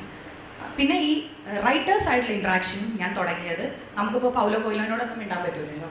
അപ്പോൾ നമ്മൾ സൗത്ത് ഇന്ത്യൻ ലാംഗ്വേജസിലേക്ക് വരുമ്പോൾ നമുക്ക് റൈറ്റേഴ്സിനോട് നേരിട്ട് സംസാരിക്കാം. അമീഷിനോട്, ചേതൻ ഭഗതിനോട് ഇന്ത്യയിലേക്ക് വരുമ്പോൾ, അതുപോലെ തന്നെ നമുക്ക് പെരുമാൾ മുരുകനോട്. ഇപ്പോൾ അടുത്ത ട്രൂ കോപ്പി തിങ്കിൽ ഞാൻ പെരുമാൾ മുരുകനായിട്ട് ഒരു ഇൻ്റർവ്യൂ ചെയ്തു. അതുപോലെ തന്നെ വോൾഗയായിട്ട് സംസാരിക്കാൻ പറ്റും. അപ്പോൾ ആ ഒരു ഇൻട്രാക്ഷൻ വളരെ പ്രധാനമാണ്. പിന്നെ ഏറ്റവും അവസാനം നമ്മളെ ഇൻവിസിബിൾ ആക്കുന്ന ഒരു വലിയ പ്രശ്നമുണ്ട്. എത്രയോ വർഷങ്ങൾ കഴിഞ്ഞിട്ടാണ് എൻ്റെ പേര് ട്രാൻസ്ലേറ്റർ എന്നുള്ള നിലയ്ക്ക് റുഷ്ദി എന്നുള്ള 1001 രാവുകളിലാണ് എൻ്റെ പേര് ആദ്യമായിട്ട് വരുന്നത്. ഇപ്പോൾ ഞാൻ ഇൻസിസ്റ്റ് ചെയ്യാറുണ്ട്. എത്രയോ വർഷങ്ങൾ കഴിഞ്ഞിട്ടാണ് നമ്മുടെ പേര്. ചിലർ പറയുന്ന വശം ഞാൻ ഒരുവിധം എല്ലാ പബ്ലിഷേഴ്സിനും വേണ്ടി ഞാൻ ചെയ്തിട്ടുണ്ട്. വെസ്റ്റ്ലാൻഡ്, മഞ്ജുൾ, DC എല്ലാവരും. അപ്പോൾ മിക്കവരും പറയാ വെച്ചിട്ടുണ്ടെങ്കിൽ ഇത് ഞങ്ങളുടെ പോളിസിയാണ്, ട്രാൻസ്ലേറ്റേഴ്സിൻ്റെ പേര് ഫ്രണ്ടിൽ വെക്കില്ല. അങ്ങനെ ഒരു പോളിസിയൊന്നും ഇല്ല. അതൊക്കെ മാറ്റാൻ പറ്റുന്ന പോളിസികൾ മാത്രമേ ഉള്ളൂ. DC ബുക്സ് ഇപ്പോൾ ഫ്രണ്ടിൽ വെക്കും. അതൊക്കെ നമ്മൾ എത്രയോ വർഷങ്ങളുടെ ടോയിലിൻ്റെ ഫലമായിട്ടാണ് അങ്ങനെ ഉണ്ടായത്. ഇപ്പോൾ JCB അവാർഡ് കൊണ്ടുവരുന്ന ഒരു ട്രാൻസ്ലേറ്റേഴ്സിനുള്ളൊരു വിസിബിലിറ്റി ഉണ്ട്. ഇംഗ്ലീഷിലേക്ക് ട്രാൻസ്ലേറ്റ് ചെയ്യുന്നവർ നമ്മുടെ ഭാഷയ്ക്ക് കൊണ്ടുവന്നിട്ടുള്ള വലിയ റെക്കഗ്നേഷൻ ഉണ്ട്. അതുപോലെ തന്നെ നമ്മളെ കൂലി എഴുത്തുകാരായിട്ടും ഇപ്പോഴും റെമ്യൂണറേഷൻ വളരെ വളരെ കുറവാണ്. നമ്മൾ അതേപോലെ തന്നെയുള്ള ഒരു ക്രിയേറ്റീവ് പ്രോസസ്സ് കൂടെ കടന്നു പോകുന്നവരാണ് നമ്മൾ. അപ്പോൾ അങ്ങനെയൊക്കെ പിന്നെ അതുപോലെ തന്നെ ഈ റെമ്യൂണറേഷൻ കുറവായത് കാരണം ആർക്കും ചെയ്യാന്നുള്ളൊരു കാര്യം കൂടിയുണ്ട്. മലയാളം അറിയുന്നത് കൊണ്ട് ഇംഗ്ലീഷിൽ നിന്ന് മലയാളത്തിലേക്ക് ട്രാൻസ്ലേറ്റ് ചെയ്യാൻ പറ്റില്ല. എല്ലാതും പോലെ തന്നെ ഇതൊരു സ്കില്ലാണ്. അതിനെപ്പോഴും പോളിഷ് ചെയ്തുകൊണ്ടിരിക്കണം, മൂർച്ചപ്പെടുത്തിക്കൊണ്ടിരിക്കണം. ഇപ്പോഴത്തെ സ്ഥിതി എന്താ വെച്ചിട്ടുണ്ടെങ്കിൽ മലയാളം ഇംഗ്ലീഷ് അത്യാവശ്യം അറിയുന്ന ആരും എന്നാൽ ശരി, നമുക്ക് എഴുതിയില്ലെങ്കിൽ ഒരു സ്പേസ് വേണം, ക്രിയേറ്റീവ് സ്പേസ് വേണം, അല്ലെങ്കിൽ എന്തെങ്കിലും ജോലി വേണം, കുറച്ച് പൈസ വേണമെങ്കിൽ ഉടനെ അത് ട്രാൻസ്ലേറ്റ് ചെയ്യുക എന്നുള്ളൊരു പ്രശ്നം കൂടിയുണ്ട്. ഇത് നമ്മൾ ക്വാളിറ്റി ചില ട്രാൻസ്ലേഷൻസ് ഒക്കെ വായിച്ചാൽ നമുക്ക് ഭയങ്കര സങ്കടം തോന്നും. കാരണം നമ്മൾ ട്രാൻസ്ലേറ്റേഴ്സ് നിലയ്ക്ക് എത്ര എഫേർട്ട് എടുത്തിട്ടായിരിക്കും ഇത് ചെയ്തിട്ടുണ്ടാവുക. ഇത് ഒരു എഫേർട്ടും ഇല്ലാതെ അങ്ങ് പിന്നെ അത്യാവശ്യം ഒരു ലാംഗ്വേജ് അറിയാമെന്ന് വിചാരിച്ചിട്ടുണ്ടെങ്കിൽ ചെയ്യുക. അതുകൊണ്ട് തന്നെ ഇത്തരം ആളുകൾ ഉള്ളത് കൊണ്ട് തന്നെ നന്നായി അറിയുന്ന ആളില്ലെങ്കിലും കുഴപ്പമില്ല. പിന്നെ ദ സ്പീഡ്, പെട്ടെന്ന് ഇത് ചെയ്യണം എന്ന് പറയുമ്പോൾ ഇവർക്കൊന്നും പ്രശ്നമൊന്നുമില്ല. നമുക്ക് ചിലപ്പോൾ കുറച്ച് പ്രശ്നം ഉണ്ടായിരിക്കും, കുറച്ച് സമയം എടുത്തിട്ടൊക്കെ ചെയ്യാൻ പറ്റുള്ളൂ. ഞാൻ സ്പീഡിലൊക്കെ ചെയ്തു കൊടുത്തിട്ടുണ്ട്. പൗലോ കൊയ്ലോൻ്റെ പിന്നെ ചാരസുന്ദരി എന്ന് പറയുന്ന സ്പൈ എന്ന പേരിൽ 15 ദിവസം കൊണ്ടാണ് നമ്മൾ ചെയ്തു കൊടുത്തത്. ഇംഗ്ലീഷും ഇതും ഒരുമിച്ചാണ്, അൺഎഡിറ്റഡ് ഇംഗ്ലീഷ് വേർഷനാണ് ചെയ്തത്. പക്ഷേ ഇങ്ങനെയുള്ള ഒരുപാട് ചാലഞ്ചസ് ഉണ്ട്. അതൊക്കെ പതുക്കെ മാറി വരുന്നു എന്നുള്ളതാണ്. നമുക്ക് പണ്ട് ട്രാൻസ്ലേറ്റേഴ്സ്, ഞാനൊക്കെ ട്രാൻസ്ലേഷൻ തുടങ്ങിയ സമയത്ത് ഒരുപാട് പേര് ഒരുമിച്ച് ചോദിക്കാറുള്ളതാണ്, എന്തിനപ്പോൾ ട്രാൻസ്ലേഷൻ ചെയ്യണത്, 2 അക്ഷരം സ്വന്തമായിട്ട് എഴുതിക്കൂടെയെന്ന്.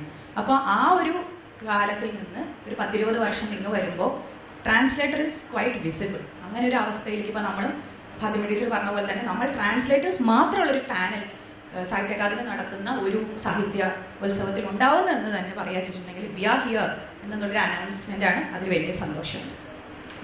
പല പ്രോളിഫിക് ട്രാൻസ്ലേറ്റർ എന്നുള്ള രീതിയിൽ ഒരുപാട് ട്രാൻസ്ലേഷനിലെ പ്രശ്നങ്ങൾ എളുപ്പം ട്രാൻസ്ലേറ്റ് ചെയ്ത് കൊടുക്കണം എന്ന് പറയുന്നത് പോലെയുള്ള നിഷ്കർഷകൾക്കുള്ളിൽ നിന്നുകൊണ്ട് പരമാവധി ചെയ്യുന്ന ആൾ എന്നുള്ള ഒരാൾ അത് തീർച്ചയായും അതേസമയം ട്രാൻസ്ലേഷനെ കുറിച്ചിട്ടുള്ള ബോധ്യത്തോട് നിശ്ചയമായും നല്ല ബോധ്യത്തോടു കൂടി തന്നെയാണ് പലരും കമ്പനി പറഞ്ഞതുപോലെ പലരും ട്രാൻസ്ലേഷനിലേക്ക് വരുന്നത്. ഞങ്ങൾ ടീച്ചേഴ്സ് പ്രത്യേകിച്ചു ഒരുപാട് ആൾക്കാരുണ്ട്. അപ്പോൾ ഇംഗ്ലീഷ് അറിയുന്നത് കൊണ്ട് ഇംഗ്ലീഷ് ട്രാൻസ്ലേഷനിൽ കയറാമെന്നും മലയാളം അറിയുന്നത് കൊണ്ട് മാത്രം മലയാളത്തിലേക്ക് വരാമെന്നൊക്കെ വിചാരിക്കുന്നത് അത് ബുദ്ധിമുട്ട് തന്നെ. അവരെന്നെ കുറച്ച് കഴിയുമ്പോൾ അതിൽ മാറിപ്പോവും. കാരണം പബ്ലിഷേഴ്സ് ഉണ്ടല്ലോ ഇടയ്ക്ക്. ഇംഗ്ലീഷിൽ തീർച്ചയായും ഉണ്ട്. ഇംഗ്ലീഷിൽ എഡിറ്റിംഗ് ഉള്ളതുകൊണ്ട്, എഡിറ്റേഴ്സ് ഉള്ളതുകൊണ്ട്, എഡിറ്റേഴ്സിൻ്റെ ഇൻ്റർവെൻഷൻ ഉള്ളതുകൊണ്ട് അത് ട്രാൻസ്ലേറ്റർക്കും ഗുണകരമാണ്, തീർച്ചയായും എഴുത്തുകാർക്കും ഗുണകരമാണ്. അതുകൊണ്ടാണ് ഞാൻ നേരത്തെ പറഞ്ഞത് ഫോക്ക് ടങ്ങിൽ സംസാരിക്കുന്ന ടെക്സ്റ്റുകളുടെ ഏറ്റവും ഇൻറ്റിമേറ്റ്, കമ്പനി പറഞ്ഞതുപോലെ ഏറ്റവും ഇൻറ്റിമേറ്റ് വായനക്കാരെന്നുള്ളത് തീർച്ചയായും ഈ സബ് ടെക്സ്റ്റുകൾ എത്രയും എളുപ്പം മനസ്സിലാവുന്നത് ചിലപ്പം എഴുത്തുകാരന് പോലും ചിലപ്പം അപരിചിതമായേക്കാവുന്ന എഴുത്തുകാരൻ പോലും ഉദ്ദേശിക്കാത്ത തലത്തിൽ ടെക്സ്റ്റ് മാനിഫെസ്റ്റ് ചെയ്യുന്ന വൾണറബിലിറ്റീസും അത് മാനിഫെസ്റ്റ് ചെയ്യുന്ന സബ് ടെക്സ്റ്റുകളും എളുപ്പം തിരിച്ചറിയാവുന്ന ഒരാൾ എന്നുള്ള രീതിയിൽ എഴുത്തിനോട്, ആ പുസ്തകത്തോട് ഏറ്റവും അടുപ്പമുള്ള എഴുത്തുകാരൻ കഴിഞ്ഞ ഏറ്റവും അടുപ്പമുള്ള ആൾ തീർച്ചയായും ട്രാൻസ്ലേറ്റർ തന്നെയായിരിക്കും. ഇപ്പോൾ ട്രാൻസ്ലേറ്റേഴ്സിന് ഇത്ര കാലം വർക്ക് ചെയ്ത കമ്പനി പറയുന്നത് പോലെ ഇപ്പം മാറി വരുന്നു എന്നുള്ള അവസ്ഥ തന്നെ വലിയ ഒരു നിർണായക മാറ്റം തന്നെയായിട്ടാണ് നമുക്ക് കണക്കാക്കാൻ പറ്റുള്ളൂ ട്രാൻസ്ലേഷൻ്റെ മേഖലയിൽ. മുസകുട്ടി ആരാധ്യയായ അധ്യക്ഷ EV ഫാത്തിമ, മറ്റു ബഹുമാനപ്പെട്ട വിവർത്തകരെ, സദസ്സിലെ സഹൃദയ സുഹൃത്തുക്കളെ, ഞാൻ എന്നെക്കുറിച്ച് അധികമൊന്നും പറയാൻ ഉദ്ദേശിക്കുന്നില്ല. എങ്കിലും ഒരു ഇൻട്രഡക്ഷൻ എന്നുള്ള നിലയ്ക്ക് പറയാം. 100-ലധികം കൃതികൾ വിവർത്തനം ചെയ്ത ഒരു വ്യക്തിയാണ് ഞാൻ. അതുകൂടാതെ 40 പുസ്തകങ്ങൾ വേറെയും ബാലസാഹിത്യം, വൈജ്ഞാനികം, അങ്ങനെ ചില്ലറമായിട്ട് അതൊക്കെ ചെയ്തിട്ടുണ്ട്. അപ്പോൾ 100 പുസ്തകങ്ങൾ ചുരുങ്ങിയത് ഞാൻ ചെയ്തിട്ടുണ്ട്. അപ്പോൾ ഓരോ പുസ്തകത്തെക്കുറിച്ചും പറയാൻ ഞാൻ ആഗ്രഹിക്കുന്നില്ല. എങ്കിലും പ്രധാനപ്പെട്ട 3-4 പുസ്തകങ്ങളെക്കുറിച്ച് ഞാൻ പറയാം. അത് ഒന്നാമത്തത് ജെയിംസ് ജോയ്സിൻ്റെ യുലീസസ് എന്ന പുസ്തകം തന്നെ. അത് സാഹിത്യ അക്കാദമി അവാർഡ് നേടിയ ഒരു വിവർത്തനമാണ്. രണ്ടാമത്തത് തോമസ് മനിൻ്റെ മാജിക് മൗണ്ടൻ. അതും വളരെ പ്രശസ്തമായിട്ടുള്ള ഒരു പുസ്തകമാണ്. യുലീസസിനെ പോലെ അല്ലെങ്കിലും ഏതാണ്ട് അതിൻ്റെ അടുത്ത് കുറച്ച് ബുദ്ധിമുട്ടുള്ള ഒരു പുസ്തകമാണത് ചെയ്യാൻ. മൂന്നാമത്തത് 1001 രാവുകൾ. അത് ഞാൻ ചെയ്ത് കഴിഞ്ഞു. മാതൃഭൂമി അടുത്ത് തന്നെ അത് പ്രസിദ്ധീകരിക്കും. പിന്നെ ഒന്ന് അഗതാ ക്രിസ്റ്റിയുടെ ആത്മകഥ. അത് 800 ചില്ലാൻ പേജുള്ളൊരു പുസ്തകമാണ്. പിന്നെ ഷേക്സ്പിയർ സമ്പൂർണ്ണ കഥകൾ. അതൊരു 5-10 എഡിഷൻ ഇറങ്ങിക്കഴിഞ്ഞു. ധാരാളം പേര് വായനക്കാരുള്ളൊരു പുസ്തകമാണത്. അത് ചെയ്തിട്ട് 10-15 കൊല്ലമായി. അത് മുസോളിനിയുടെ ആത്മകഥ. അങ്ങനെ ചില പുസ്തകങ്ങളൊക്കെ പ്രധാനപ്പെട്ട ചിലതുണ്ട്. പിന്നെയും ഉണ്ട് ചിലതൊക്കെ. പക്ഷെ അതൊന്നും പറയാൻ ഇപ്പോൾ നേരമില്ല, അത് പറയേണ്ട ആവശ്യമില്ല. അതുകൊണ്ട് ഇപ്പം ഇവിടെ പ്രധാനപ്പെട്ട ചർച്ചയിൽ ഉയർന്നു വന്നത് ഈ പരിഭാഷയുടെ നിലവാരമില്ലായ്മയാണ് പ്രധാനമായിട്ട് കണ്ടത്. അതുപോലെ തന്നെ പരിഭാഷകർക്ക്, പ്രസാധകർ അല്ലെങ്കിൽ വായനക്കാരനെ വേണ്ടത്ര പരിഗണന നൽകുന്നില്ല. അവർ അവഗണിക്കുകയാണ് ചെയ്യുന്നത്. ഇപ്പോൾ ആ സ്ഥിതിയൊക്കെ ഭേദപ്പെട്ട് വരുന്നുണ്ട്. ഇവിടെ തന്നെ സാഹിത്യ അക്കാദമിയിൽ ഇങ്ങനെ ഒരു ഇൻ്റർനാഷണൽ ബുക്ക് ഫെസ്റ്റിവലിൽ വിവർത്തകരുടെ ഒരു പ്രത്യേക പാനൽ അനുവദിച്ചത് തന്നെ വലിയൊരു കാര്യമായിട്ടാണ് എനിക്ക് തോന്നുന്നത്. അത് അതിൻ്റെ ഭാരവാഹികളെ, ഇവിടെ ഇരിക്കുന്ന അശോകൻ ചെരുവിലടക്കമുള്ള വ്യക്തികളെ ഞാൻ അഭിനന്ദിക്കുന്നു. അവരോട് നന്ദിയും കടപ്പാടുമുണ്ട്. പിന്നെ പൊതുവേ സാധാരണ ജനങ്ങളുടെ ഒരു ധാരണയുണ്ട്, 2 ഭാഷകൾ അറിയാവുന്ന ഏതൊരാൾക്കും ട്രാൻസ്ലേറ്റ് ചെയ്യാൻ പറ്റുന്നുണ്ട്. വളരെ ചെയ്യാൻ പറ്റിയെന്ന് വരും, പക്ഷേ അത് നല്ല ട്രാൻസ്ലേഷൻ ആവില്ല. അത് എപ്പോഴും അതിൻ്റെ വൈകല്യം അതിൽ നമുക്ക് കാണാൻ കഴിയും. അതുകൊണ്ടൊരു സർഗാത്മകത ഉള്ള ആൾ ചെയ്താലേ ട്രാൻസ്ലേഷൻ നന്നാവുള്ളൂ. അതുപോലെ ട്രാൻസ്ലേഷൻ്റെ എല്ലാ വശങ്ങളെക്കുറിച്ചും ആ വ്യക്തി മനസ്സിലാക്കിയിരിക്കണം. വിവർത്തകൻ മൂലഭാഷയുടെയും ലക്ഷ്യഭാഷയുടെയും സംസ്കാരങ്ങളെ മനസ്സിലാക്കിയിരിക്കണം. അതാണ് ഈ വിവർത്തനത്തിലെ ഏറ്റവും വലിയ വെല്ലുവിളി എന്നാണ് എൻ്റെ അഭിപ്രായം. ഒരു രാജ്യത്തെ സംസ്കാരം ആവണമെന്നില്ല മറ്റൊരു രാജ്യത്ത്. ഒരു യൂറോപ്യൻ ഭാഷയിലേക്ക് മലയാളത്തിൽ ചെയ്യുമ്പോൾ അതിൻ്റെ ഭാഷകൾ തമ്മിൽ വലിയ വൈകല്യങ്ങളുണ്ട്. ഇവിടെ ഉദാഹരണമായിട്ട് യൂറോപ്യൻ രാജ്യങ്ങളുടെ പൊതുവെ തണുപ്പ് രാജ്യം എന്നാണ് പറയപ്പെടുന്നത്. ഊഷ്മളമായ സ്വീകരണം നൽകി, വാം വെൽക്കം എന്നൊക്കെ പറയാറുണ്ട്. അത് അന്ധമായിട്ട് അനുകരിച്ചിട്ട് നമ്മുടെ പത്രങ്ങളും ഊഷ്മളമായി സ്വീകരണം നൽകി എന്ന് പറയുന്നുണ്ട്. വാസ്തവത്തിൽ നമ്മുടെ ചൂടുരാജ്യത്ത് കുളിർമയുള്ള സ്വീകരണം നൽകി എന്നല്ലേ പറയേണ്ടത്. അപ്പോൾ അങ്ങനെയുള്ള ചില സംസ്കാരങ്ങൾ മനസ്സിലാക്കിയിട്ട് വേണം പരിഭാഷകൻ ചെയ്യാൻ. അത് ആ നിലയ്ക്ക് തന്നെ ഒരു പരിഭാഷകൻ രണ്ട് സംസ്കാരങ്ങളെ കൂട്ടിയിണക്കുന്ന ഒരു കണ്ണിയാണ്, അല്ലെങ്കിൽ ഒരു അംബാസിഡറാണ് എന്നൊക്കെ പറയാറുണ്ട് സാധാരണഗതിയിൽ. ഇപ്പോൾ ഞാൻ 1001 രാവുകൾ ചെയ്യുമ്പോൾ അതിൽ ദേ സ്പോക്ക് ബിഹൈൻഡ് ദി കർട്ടൻ എന്നൊക്കെ ഒരു വാക്യമുണ്ട്.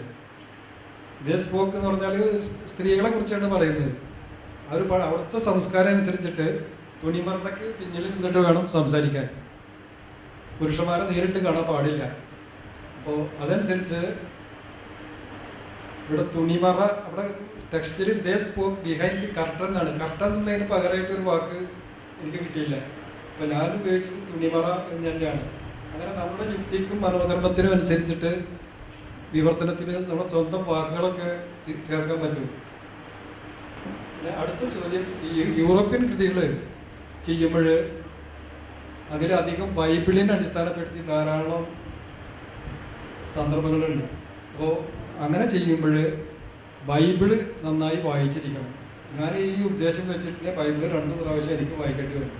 കാരണം അതിൻ്റെ ചില അനോട്ടേഷൻസും ചില ഇതൊക്കെ ബൈബിളിൻ്റെ ആസ്പദമാക്കിയിട്ടുള്ളതാണ്. അല്ലെങ്കിൽ അതിൻ്റെ ഒറിജിനാലിറ്റി കിട്ടില്ല. ബൈബിളിനോട് ബന്ധപ്പെട്ട കുറേ പുസ്തകങ്ങളും ഞാൻ ചെയ്തിട്ടുണ്ട്. വിവർത്തകനെ അലട്ടുന്ന വലിയൊരു പ്രശ്നം, ഒരു വെല്ലുവിളി, പദാനുപത തർജ്ജമ വേണോ, ആശയാനുവാദം വേണോ, സ്വതന്ത്ര തർജ്ജമ വേണോ എന്നൊക്കെ ഉള്ളതാണ്. ലോകം പൊതുവേ അംഗീകരിച്ചിട്ടുള്ളത് പദാനുപത തർജ്ജമയാണ്. പക്ഷേ പദാനുപത തർജ്ജമയ്ക്ക് ഒരു വൈകല്യമുണ്ട്. അത് യാന്ത്രികമായി ചെയ്താൽ വളരെ വികലമായിട്ട് അനുഭവപ്പെടും.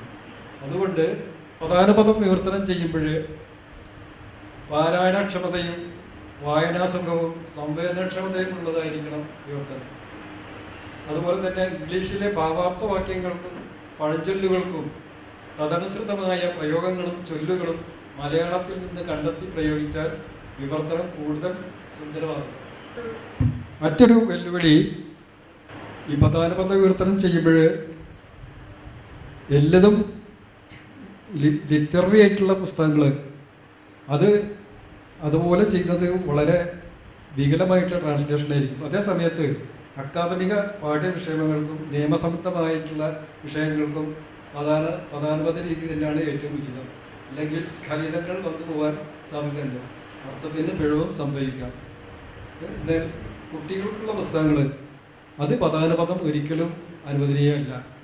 അവർക്ക് കാര്യങ്ങൾ മനസ്സിലാക്കാൻ നമ്മൾ ലളിതമായ ഭാഷയിൽ ചെയ്യണം. അതുകൊണ്ട് ആശയാനുവാദമോ സ്വതന്ത്ര തർജ്ജമയോ ആണ് കുട്ടികൾക്കുള്ള പുസ്തകങ്ങൾക്ക് ഉചിതം. പിന്നെ മറ്റൊരു ചോദ്യം വരുന്നത്, വിവർത്തകന് സ്വന്തമായ ഒരു ശൈലി പാടുണ്ടോ എന്നുള്ളതാണ്. എൻ്റെ സുചിന്തിതമായ അഭിപ്രായം, വിവർത്തകന് ഒരിക്കലും സ്വന്തമായ ഒരു ശൈലി പാടില്ല. മൂലഗ്രന്ഥകാരൻ്റെ ശൈലി ഏതാണോ ആ ശൈലി വിവർത്തകൻ ആവാഹിച്ച് ഗ്രന്ഥത്തിലേക്കൊരു പരകായ പ്രവേശം നടത്തിയിട്ടാണ് അത് ചെയ്യേണ്ടത്. എങ്കിലേ അത് ആ കൃതി കൂടുതൽ ആസ്വാദ്യകരമായിരിക്കുകയുള്ളൂ. ഈ സ്വന്തമായ ശൈലി ഉണ്ടാകുമ്പോഴുള്ള കുഴപ്പം എന്താണെന്ന് വെച്ചാൽ മൂലഗ്രന്ഥകാരൻ്റെ വികാരവും ശൈലിയും ഒന്നും അതിൽ പ്രതിഫലിക്കില്ല. ഈ വിവർത്തകൻ്റെ വികാരവും ശൈലിയാണ് അതിൽ വരിക. അതിന് ഉദാഹരണമായിട്ട് ചൂണ്ടിക്കാണിക്കാവുന്നത് ചങ്കമ്പുഴയാണ്. ചങ്കമ്പുഴ പല കൃതികളും ഇംഗ്ലീഷിൽ നിന്ന് മലയാളത്തിലേക്ക് വിവർത്തനം ചെയ്തിട്ടുണ്ട്. പക്ഷേ അത് അദ്ദേഹത്തിൻ്റെ കാവ്യശൈലി, ശബ്ദഭംഗിയുള്ള കാവ്യശൈലിയാണ് അദ്ദേഹം അതിൽ ഉപയോഗിച്ചിട്ടുള്ളത്.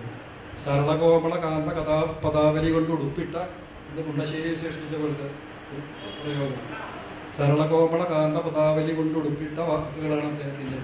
അതായത് മലരടി കാടുകൾ തിങ്ങി നീങ്ങി മരതക്കാന്തിയിൽ മുങ്ങി മുങ്ങി എന്ന് അദ്ദേഹം പറയാറുള്ളത് പോലുള്ള അതേ ശൈലിയിലാണ് അദ്ദേഹം എല്ലാ കൃതികളും വിവർത്തനം ചെയ്തിട്ടുള്ളത്. അതുകൊണ്ട് സ്വന്തമായൊരു ശൈലി ഉണ്ടായാൽ മൂലഗ്രന്ഥകാരൻ്റെ വികാരവും ശൈലിയും ഒന്നും നമുക്ക് മനസ്സിലാക്കാൻ കഴിയില്ല. അതുപോലെ ഒരു പൈങ്കിളി പുസ്തകം ചെയ്യുമ്പോഴോ അല്ലെങ്കിൽ ഒരു തത്വാധിഷ്ഠിതമായിട്ടുള്ളൊരു പുസ്തകം ചെയ്യുമ്പോഴോ ഹാസ്യ നോവൽ ചെയ്യുമ്പോഴോ എല്ലാറ്റിനും ഒരേ അളവുകോൽ ഉപയോഗിക്കുന്നത് ശരിയല്ല. VK ആന്റണി ചെയ്യുമ്പോഴും അതുപോലെ OV വിജയനെ ചെയ്യുമ്പോഴും ഒരേ ശൈലി ഉപയോഗിച്ച് വിവർത്തനം ചെയ്താൽ, ഒരേ അളവുകോൽ ഉപയോഗിച്ച് വിവർത്തനം ചെയ്താൽ അത് വളരെ അപഹാസ്യമായിരിക്കും. പിന്നെ മറ്റൊന്ന് വിവർത്തനം ശ്രദ്ധിക്കേണ്ടത്, നെടുങ്കൻ വാക്യങ്ങൾ കഴിയുന്നതും ഒഴിവാക്കണം. അത് വായനക്കാർക്ക് അലോസരം ഉണ്ടാക്കും. നമ്മുടെ പഴയ മലയാള നോവലുകളും മാർത്താണ്ഡവർമ്മ, രാമരാജബഹദൂറൊക്കെ ഉദാഹരണം. അതുപോലെ പഴയ ഇംഗ്ലീഷിലോ അല്ലെങ്കിൽ മറ്റേത് ഭാഷയിലും ലോകത്തിലെ പഴയ ഗ്രന്ഥങ്ങളൊക്കെ നിറച്ച് നോക്കിയാൽ വാക്യങ്ങളൊക്കെ നെടുങ്കൻ വാക്യങ്ങളാവും. അത് അതേപോലെ അതിൻ്റെ സിൻറ്റാക്സും സ്ട്രക്ചറും വാക്യഘടനയും ഒക്കെ നിലനിർത്തി മലയാളത്തിലാക്കിയാൽ അത് പഴയ ആധാരെഴുത്തുമാരുടെ ശൈലി പോലെ വളരെ വികലമായിട്ടും വളരെ ബോറിംഗ് ആയിട്ടായിരിക്കും നമുക്ക് അനുഭവപ്പെടുക. വാക്യങ്ങൾ മുറിച്ച് വളരെ ലളിതവും സുന്ദരവുമായ ലളിതവും തെളിഞ്ഞതുമായിട്ടുള്ള മലയാള ഭാഷയിൽ നമുക്ക് ചെയ്യാൻ കഴിയണം. പിന്നെ മറ്റൊന്ന് ഉള്ളത്, ഭാഷ ഫലിപ്പിക്കാൻ വേണ്ടി ചിലർ കുറേ സംസ്കൃത പദങ്ങളും അനാവശ്യമായിട്ടുള്ള വിശേഷണങ്ങളൊക്കെ ഉൾപ്പെടുത്താറുണ്ട്. അതൊക്കെ അസ്ഥാനത്തും സ്ഥാനത്തും സംഭവിക്കുന്ന ഒരു സംഗതിയാണ്. ഈ സന്ദർഭത്തിൽ MTയുടെ കാഥികൻ്റെ പണിപ്പുര എന്ന പുസ്തകത്തിൽ അദ്ദേഹത്തിൻ്റെ ഒരു വാക്യം എനിക്ക് ഓർമ്മ വരുന്നു. അന്ന് കരഞ്ഞുകൊണ്ടാണ് മകൻ അമ്മയ്ക്കരികിലെത്തിയത് എന്നുള്ളത് ഇതിന് പകരം ഒരുവൻ പ്രസ്തുത ദിവസം ബാഷ്പാകുല നേത്രനായിട്ടാണ് മാതൃസവിധത്തിൽ സന്നിഹിതനായത്. പ്രസ്തുത ദിവസം ബാഷ്പാകുല നേത്രനായാണ് സ്വപുത്രൻ മാതൃസവിധത്തിൽ സന്നിഹിതനായത് എന്ന് എഴുതിയാൽ അവനെ ചെപ്പക്കടിക്കണം എന്നാണ് MT കാഥികൻ്റെ പണിപ്പുരയിൽ എഴുതിയിട്ടുള്ളത്. അതായത് അങ്ങനെ വളച്ച് കെട്ടി സംസ്കൃതമൊക്കെ ഉപയോഗിച്ചിട്ട് പറയേണ്ടതില്ല. പറയുന്ന മലയാളം സിമ്പിളായിട്ട് പറയാൻ ലളിതവും തെളിഞ്ഞതുമായിട്ടുള്ള മലയാളത്തിൽ പ്രകടിപ്പിക്കുക. അതാണ് വായനക്കാർക്ക് ഇഷ്ടാവുക. പിന്നെ വിവർത്തനത്തിൽ പൂർണ്ണത എന്ന ഒരു സംഗതിയില്ല. ഒരാൾക്കും ഒരു തെറ്റും കൂടാതെ എല്ലാം തികഞ്ഞ് ഒരു വിവർത്തനം ചെയ്യാൻ കഴിയില്ല. ആ വിവർത്തനം വേറൊരാൾ നോക്കിയാൽ ഇതിൽ അങ്ങനെ അല്ലേണ്ടത് ഇങ്ങനെ, ഈ സെൻറ്റൻസ് ഇങ്ങനെ ആയിക്കൂടെ എന്നൊക്കെ തോന്നും. അത് സ്വാഭാവികമാണ്. കാരണം എല്ലാവരുടെ ശൈലി ഒരുപോലെയല്ല. വിവർത്തനത്തിൽ അത് ഉണ്ടാവുക എന്നുള്ളത് എളുപ്പമല്ല. ഇങ്ങനെയുള്ള സന്ദർഭങ്ങളിലാണ് എഡിത്ത് ഗ്രോസ്മാൻ ലാറ്റിൻ അമേരിക്കൻ വിവർത്തക, ലോകപ്രശസ്ത പേരുടെ അടുത്ത് മരിച്ചവർ, അവർ പറഞ്ഞിട്ടുള്ളത് എന്താണെന്ന് വെച്ചാൽ, വിവർത്തനത്തിൽ ഏർപ്പെടുമ്പോൾ അർത്ഥത്തിന് ശോഷണം സംഭവിക്കുന്ന ഘട്ടത്തിൽ യഥാർത്ഥ ഭാഗങ്ങളിൽ ഇല്ലാത്ത വാക്കുകൾ, ഏതാനും വാക്കുകൾ കൂട്ടിച്ചേർത്ത് ആശയത്തെ പരിപൂർണമായി അവതരിപ്പിക്കാൻ ശ്രമിക്കാറുണ്ട്. ഇത് അവർ ശ്രമിക്കാറുണ്ടെന്ന് പറയുന്നത്. ഇല്ലാത്ത വാക്കുകൾ കൂട്ടിച്ചേർത്ത് അവർ ശ്രമിക്കാറുണ്ട്. ഇപ്പോൾ ഡോൺ ക്വിക്സോട്ട് ഉൾപ്പെടെ ഒട്ടനവധി ഈടുറ്റ ഗ്രന്ഥങ്ങൾ വിവർത്തനം ചെയ്ത ഗ്രോസ്മാൻ വാക്കുകളുടെയല്ല അർത്ഥങ്ങളുടെ വിവർത്തനത്തിനാണ് അത്ര പ്രാധാന്യം കൊടുക്കുന്നത്. വെറും വാക്കുകൾ ട്രാൻസ്ലേറ്റ് ചെയ്യില്ല അവർ ചെയ്യുന്നത്, അർത്ഥമാണ് അവർ പ്രധാനമായിട്ട് നോക്കുന്നത്. ആ അർത്ഥം വായനക്കാരിലേക്ക് എത്തിക്കുക എന്നുള്ളതാണ് പ്രധാനപ്പെട്ട ഒരു വിവർത്തകൻ്റെ പ്രധാന ചുമതല. വാക്കുകൾ ചിലപ്പോൾ യാന്ത്രികമാവും, കൃത്രിമമാവും. അതിലല്ല കാര്യം, അർത്ഥമാണ് മനസ്സിലേക്ക് എത്തേണ്ടത്. ഇനി എനിക്ക് ഏറ്റവും ചിലർ പറയാറുണ്ട്, ഇയാളെ വിവർത്തനം വായിച്ചാൽ വിവർത്തനാണെന്ന് തോന്നുകയേ ഇല്ല എന്നൊക്കെ വലിയ ഇത് പറയാറുണ്ട്. പക്ഷെ അങ്ങനെയല്ല. ഒരു വിവർത്തനമാണെന്ന് തന്നെ തോന്നണം. ഇത് വെച്ചാൽ അതിൻ്റെ കൃത്രിമത്വം മുഴച്ചു നിൽക്കണം എന്നല്ല അർത്ഥമാക്കുന്നത്. ഇവിടെ വാൾട്ടർ ബെഞ്ചമിൻ പറഞ്ഞിട്ടുണ്ട്, ഒരു വിവർത്തനം വായിച്ചാൽ അത് വിവർത്തനമാണെന്ന് തോന്നണം. അതാണ് യഥാർത്ഥ വിവർത്തനം. മറ്റത് അങ്ങനെ തോന്നുകയില്ല എന്ന് പറഞ്ഞാൽ ഈ വിവർത്തകൻ എന്തോ കള്ളത്തരമൊക്കെ അതിൽ ഒപ്പിച്ചിട്ടുണ്ട്. അയാളുടെ ശൈലിയും ഭാഷയുമാണ് അതിൽ വരുത്തിയിട്ടുള്ളത് എന്ന് ഉറപ്പാണ്. എനിക്ക് ഏറ്റവും വലിയ വെല്ലുവിളിയായി തോന്നിയിട്ടുള്ളത് ഞാൻ വിവർത്തനം ചെയ്ത ജെയിംസ് ജോയ്സിൻ്റെ യുലീസസ് എന്ന ഒരു ഗ്രന്ഥമാണ്. വാസ്തവത്തിൽ അതൊരു വെല്ലുവിളിയായിട്ട് തന്നെയാണ് തിരഞ്ഞെടുത്തത്. ലോകത്തിലെ ഏറ്റവും ദുർഗ്രഹമായിട്ടുള്ള, ഏറ്റവും ബുദ്ധിമുട്ടുള്ള ഒരു ട്രാൻസ്ലേഷനാണ് യുലീസസ്. അതറിഞ്ഞുകൊണ്ട് തന്നെ എങ്ങനെയെങ്കിലും ഇത് ചെയ്യണം എന്നൊരു ഉൾവിളി എനിക്കുണ്ടായി. ഇനി ചില കാരണങ്ങളൊക്കെ ഉണ്ട്, ചില പ്രോത്സാഹനങ്ങളൊക്കെ എനിക്ക് കിട്ടിയിരുന്നു. കെ അരവിന്ദാക്ഷൻ പോലെയുള്ള എഴുത്തുകാരുടെ ചില പ്രോത്സാഹനങ്ങളും ഒക്കെ എനിക്ക് കിട്ടിയിട്ടുണ്ട്. അതിൽ ഒരുപാട് ശൈലികൾ ഉണ്ട്. പരീക്ഷണാത്മകമായിട്ടുള്ള ഒരുവിധം ചാപ്റ്ററുകളൊക്കെ അതിലത്തെ പരീക്ഷണാത്മകമാണ്. വിക്ടോറിയൻ ശൈലി, നാടക ശൈലി, പൈങ്കിളി ശൈലി, ചോദ്യോത്തര ശൈലി, ബോധധാര രീതി, എന്തൊക്കെ രീതിയിലാണ് അത് ട്രാൻസ്ലേറ്റ് ചെയ്തിട്ടുള്ളത്. അപ്പോൾ അതുകൊണ്ട് അതിനനുസരിച്ച ശൈലിയിൽ തന്നെ വിവർത്തനം വരണം, എങ്കിലേ അത് യഥാർത്ഥ വിവർത്തനമാവും. പിന്നെ അതുകൂടാതെ ഭാഷാപരമായിട്ടുള്ള പല കസർത്തുകളും അതിലുപയോഗിച്ചിട്ടുണ്ട്. അതിനിപ്പോൾ ഉദാഹരണങ്ങൾ കുറേ ഉണ്ട്, അപ്പോൾ അതൊന്നും ഇവിടെ ചൂണ്ടിക്കാണിക്കാൻ ഇവിടെ സമയം അനുവദിക്കില്ല. പിന്നെ അത് വായിച്ച് മനസ്സിലാക്കുക എന്നുള്ളത് എളുപ്പമുള്ള ഒരു പുസ്തകമല്ല. ഞാൻ 4000-ത്തിലധികം അടിക്കുറിപ്പുകൾ യുലിസസിന് കൊടുത്തിട്ടുണ്ട്. അതെന്നെ എന്തിനാണ് ഇത്ര അധികം അടിക്കുറിപ്പുകൾ എന്ന് പലരും ചോദിക്കുക. അതെന്നെ ഏറ്റവും ചുരുങ്ങിയതാണ്. ഏറ്റവും അത്യാവശ്യമുള്ള അടിക്കുറിപ്പുകൾ കൊടുത്തിട്ട് പോലും 4200ഓളം അടിക്കുറിപ്പുകൾ വന്നിട്ടുണ്ട്. ഇതിനെ അനിവാര്യമായ തിന്മ എന്നാണ് ഡോക്ടർ ജോൺസൺ വിശേഷിപ്പിക്കുന്നത്. അടിക്കുറിപ്പുകൾ ഒരു തിന്മയാണ്, പക്ഷേ അനിവാര്യമാണ്, നമുക്ക് ഒഴിവാക്കാൻ പറ്റില്ല. മാത്രമല്ല യുലിസസിൻ്റെ മറ്റൊരു വെല്ലുവിളി, ഇതിൻ്റെ ഏറ്റവും അവസാനത്തെ ചാപ്റ്റർ 18ാമത്തെ ചാപ്റ്റർ, അതിൽ 65 പേജ് ഉണ്ട്. അത് ട്രാൻസ്ലേറ്റ് ചെയ്ത് നോക്കുമ്പോൾ അതിൽ ആകെ 2 ഫുൾ സ്റ്റോപ്പുകളേ ഉള്ളൂ. ഏകദേശം ഒന്ന് മധ്യത്തിലായിട്ടും പിന്നെ ഏറ്റവും അവസാനം ഒന്ന്. വേറെ പങ്ക്ച്വേഷൻ മാർക്കൊന്നും അതിനില്ല. അത് തന്നെ വലിയൊരു വെല്ലുവിളിയായിരുന്നു. ആ വായിച്ചാൽ അർത്ഥം മനസ്സിലാവണം, ഫുൾ സ്റ്റോപ്പും പങ്ക്ച്വേഷനൊന്നും ഇല്ലെങ്കിൽ അതിങ്ങനെ ഒഴുക്കിനനുസരിച്ച് പോകണം.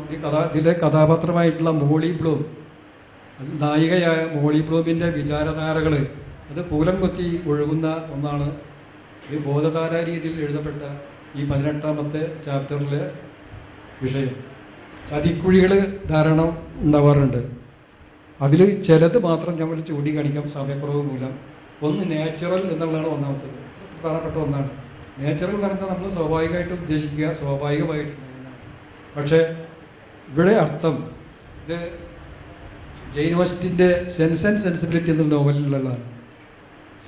നേച്ചർ അവരുദ്ദേശിക്കുന്നത് ഇത് നിർത്താൻ അധ്യക്ഷ ആവശ്യപ്പെടുന്നുണ്ട്. സമയം കിട്ടുമെങ്കിൽ തിരിച്ചു വരാം. ഇനി പറയാനുള്ള കാര്യങ്ങൾ വളരെ രസകരമായിട്ടുള്ള സംഗതികളാണ്. വാസ്തവത്തിൽ ഞാനിത് ആദ്യം പറയേണ്ടതായിരുന്നു. തിരിച്ചു വരാം. സംസാരിക്കാൻ അവസരം തന്ന സാഹിത്യ അക്കാദമിക്ക് നന്ദി പറഞ്ഞുകൊണ്ട് എനിക്ക് ചെറിയ കാര്യങ്ങളാണ് പ്രധാനമായിട്ട് പറയാനുള്ളത്.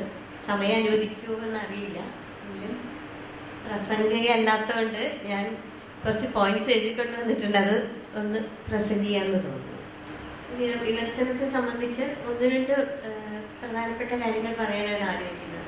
ഒന്നാമതായിട്ട് ഈ വിവർത്തനം ചെയ്യപ്പെടുന്നതിന് ഒരു രാഷ്ട്രീയം ഉണ്ടെന്ന് എനിക്ക് തോന്നുന്നു. കാരണം ഏതൊക്കെ ഭാഷകളിൽ നിന്ന് ഏതൊക്കെ സോഴ്സ് ലാംഗ്വേജ് ഏതാണ്, അതിൻ്റെ ടാർഗറ്റ് ലാംഗ്വേജ് ഏതാണ് എന്നുള്ളത് വളരെ നമ്മൾ ശ്രദ്ധിക്കേണ്ട ഒരു കാര്യമെന്ന് തോന്നുന്നു. കാരണം ഇപ്പോൾ കേരളത്തിനെ സംബന്ധിച്ച്, മലയാളത്തിനെ സംബന്ധിച്ച് പുറത്തു നിന്നുള്ള ധാരാളം കൃതികൾ ആദ്യകാലത്ത് സംസ്കൃതത്തിൽ നിന്നും പിന്നീട് ഒരു സ്വാതന്ത്ര്യ സമരത്തിൻ്റെയൊക്കെ സമയത്തായിരിക്കണം ബംഗാളിയിൽ നിന്നുള്ള ധാരാളം കൃതികൾ, പ്രത്യേകിച്ച് ടാഗോറിൻ്റെയും ബങ്കിം ചന്ദ്ര ചാറ്റർജിയുടെയൊക്കെ നോവലുകൾ, അതുപോലെ ഇംഗ്ലീഷിൽ നിന്നുള്ള വിവർത്തനങ്ങൾ, പിന്നീട് സ്പാനിഷ് ഭാഷയിൽ പ്രത്യേകിച്ച് ലാറ്റിൻ അമേരിക്ക എന്നുള്ള വിവർത്തനങ്ങളൊക്കെ മലയാളത്തിലേക്ക് സ്വീകരിക്കപ്പെട്ടിട്ടുണ്ട് ധാരാളമായിട്ട്. ഗാർസിയ ഗബ്രിയേൽ മാർക്വേസ് നമുക്കൊരു വീട്ടിലെ പേര് പോലെ ഗാബോ എന്നൊക്കെയാണ് നമ്മൾ വിളിക്കുന്നത് പോലും. അങ്ങനെയൊക്കെ ഉണ്ടായിട്ട് പോലും ഈ പറഞ്ഞ ലാംഗ്വേജസിലേക്ക് എത്ര മലയാളത്തിൽ നിന്നുള്ള എത്ര കൃതികൾ ആ കാലത്ത്, ഇപ്പോൾ എനിക്ക് തോന്നുന്നു കുറച്ചുകൂടെ ഉണ്ടാവും, എങ്കിലും ആ കാലത്ത് എത്ര കൃതികൾ വിവർത്തനം ചെയ്യപ്പെട്ടിട്ടുണ്ട് എന്നുള്ളത് ഒരു വലിയ സംശയം തന്നെയാണ്. അധികമൊന്നും ഉണ്ടാവില്ല.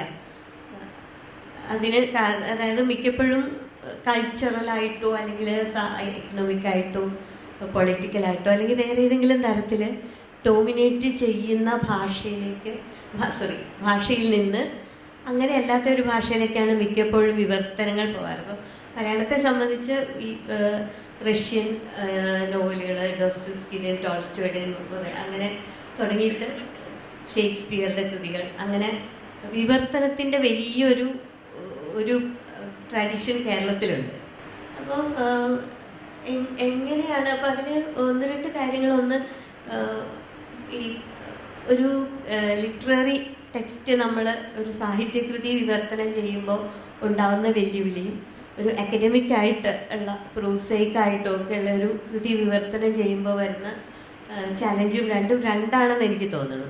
ഒന്ന്, അക്കാഡമിക്കായിട്ടുള്ള കൃതി വിവർത്തനം ചെയ്യുമ്പോൾ അതിൻ്റെ ഒരു പ്രിസിഷൻ കൃത്യമായിട്ടുള്ള, അപ്പം ഞാൻ ഈ അടുത്ത ഇടയ്ക്ക് എൻ്റെ ഒരു അനുഭവത്തിൽ നിന്ന് പറയുകയാണെങ്കിൽ, ഈ അടുത്ത കാലത്ത് ഞാൻ ചെയ്ത ഒരു ടെക്സ്റ്റ് അമർത്യ സെന്നിൻ്റെ ആർഗ്യുമെൻറ്റേറ്റീവ് ഇന്ത്യൻ ആണ്.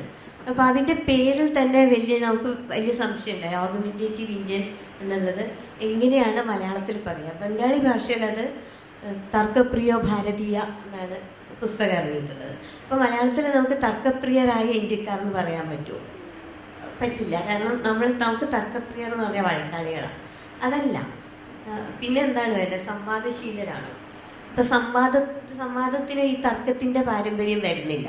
അങ്ങനെ വളരെ ആലോചിച്ചിട്ട് ഞങ്ങൾ ഗ്രൂപ്പായിട്ട് ഭാഷാ ഇൻസ്റ്റിറ്റ്യൂട്ടിൻ്റെ ടീമുമൊക്കെ ചേർന്ന് ആലോചിച്ചിട്ട് അവസാനമാണ് നമ്മൾ താർക്കികരായ ഇന്ത്യക്കാർ എന്നുള്ള പേരിട്ടത്. എന്തുകൊണ്ട് ഇന്ത്യക്കാർ എന്ന് വന്നു എന്നുള്ളതാണ്. പിന്നെ എന്തുകൊണ്ട് ഭാരതീയർ എന്നല്ല. ഈ ഒരു പ്രത്യേക കോണ്ടെക്സ്റ്റിൽ നമ്മൾ ഇന്ത്യക്കാർ എന്ന് തന്നെ പറഞ്ഞു. അതും ഇന്ത്യക്കാരൻ അല്ല, അത് പ്ലൂറലാക്കിയിട്ട് ഇന്ത്യക്കാർ എന്നുപയോഗിച്ചു. അപ്പോൾ അതിൽ തന്നെ വേറെ 1-2 സംശയങ്ങളുണ്ടായിരുന്നു. അപ്പോൾ സെക്യുലർ എന്നുള്ള വാക്ക് നമ്മൾ എങ്ങനെയാണ് ഉപയോഗിക്കുക, അങ്ങനെയൊക്കെയുള്ള ചില സംശയങ്ങൾ ആ ടെക്സ്റ്റിൽ എനിക്ക് തോന്നിയതാണ്. അത് മതനിരപേക്ഷതയാണോ അതോ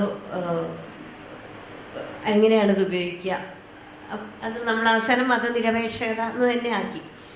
കാരണം എന്താണ് മലയാളത്തിൽ ആ കോണ്ടെക്സ്റ്റ് എന്താണ് ആവശ്യപ്പെടുക എന്നുള്ളത്, അത്തരം സംശയങ്ങൾ എനിക്ക് തോന്നുന്നു അക്കാഡമിക് പുസ്തകങ്ങളിൽ വരുന്നുണ്ട്. പക്ഷേ ലിറ്റററി ടെക്സ്റ്റിൽ വരുന്ന വേറെ ഒരുപാട് ഒന്ന് സാംസ്കാരികമായ പ്രശ്നമാണ്. എനിക്ക് തോന്നുന്നു എൻ്റെ അനുഭവത്തിൽ നിന്ന് പറയാമല്ലോ അല്ലേ. ഈ യോസയുടെ നോവലാണ് എനിക്ക് ഏറ്റവും കൂടുതൽ വെല്ലുവിളി തന്ന ഒരു പുസ്തകം. അപ്പോൾ അത് ചെയ്യുമ്പോൾ എനിക്ക് തീരെ പരിചയമില്ലാത്തൊരു ലാറ്റിൻ അമേരിക്കൻ നോവലുകൾ വായിച്ചിട്ടുണ്ടെങ്കിലും എനിക്കൊട്ടും പരിചയമില്ലാത്തൊരു അധികാരത്തിൻ്റെയും ഒരു സ്ത്രീ വിരുദ്ധതയുടെയും ഒക്കെ ആയിട്ടുള്ള, അത് മാത്രമല്ല അതിലെ പ്രധാനപ്പെട്ട കഥാപാത്രം, അതിലെ ഡിക്റ്റേറ്റർ ട്രുഹിയോ, അയാൾ പറയുന്ന തെറികളായിരുന്നു ഏറ്റവും വലിയ വെല്ലുവിളി. കാരണം മലയാളത്തിലെ തെറി എന്ന് പറഞ്ഞാൽ അശ്ലീലമാണ്. ഈ നോവലിലെ തെറികൾ അതിന് പകരം അത് അധികാരത്തിൻ്റെ ഭാഷയാണ്. ട്രുഹിയോ എന്ന് പറഞ്ഞാൽ ജനറലിസിമോ എന്നാണ് അയാളെ വിളിക്കുന്നത് തന്നെ. അയാൾ ആ രാജ്യത്തിൻ്റെ, ആ ചെറിയൊരു രാജ്യമാണ്, ആ രാജ്യത്തിൻ്റെ ഡൊമിനിക്കൻ റിപ്പബ്ലിക് എന്ന് പറയുന്ന കുഞ്ഞു രാജ്യത്തിൻ്റെ പരമാധികാരിയാണ് അയാൾ. അപ്പോൾ ആ നോവലിൽ വേറൊരു പ്രശ്നം ഉണ്ടായിരുന്നത്, അതിൽ ടെൻസൊക്കെ കൂട്ടിക്കഴിച്ചിട്ടാണ് ഇയാൾ യോസ എഴുതിയിരുന്നത്. അപ്പോൾ ആ ടെൻസിൻ്റെ കൺഫ്യൂഷൻ എനിക്ക് തോന്നുന്നു ഇംഗ്ലീഷിൽ വന്നിട്ടുണ്ടോ എന്ന് എനിക്കറിയില്ല. കാരണം സ്പാനിഷിൻ്റെയും ഇംഗ്ലീഷിൻ്റെയും ഗ്രാമർ 2 തരത്തിലായതുകൊണ്ട് എനിക്ക് ഫോളോ ചെയ്യാൻ പറ്റുന്നത് ഇംഗ്ലീഷ് മാത്രമായതുകൊണ്ടും അത് എത്രത്തോളം എനിക്ക് സമർത്ഥമായിട്ട് ചെയ്യാം. കാരണം യോസയല്ല ഞാൻ ഫോളോ ചെയ്യുന്നത് ഇംഗ്ലീഷിൽ തർജ്ജമ ചെയ്ത ആളെയാണ്.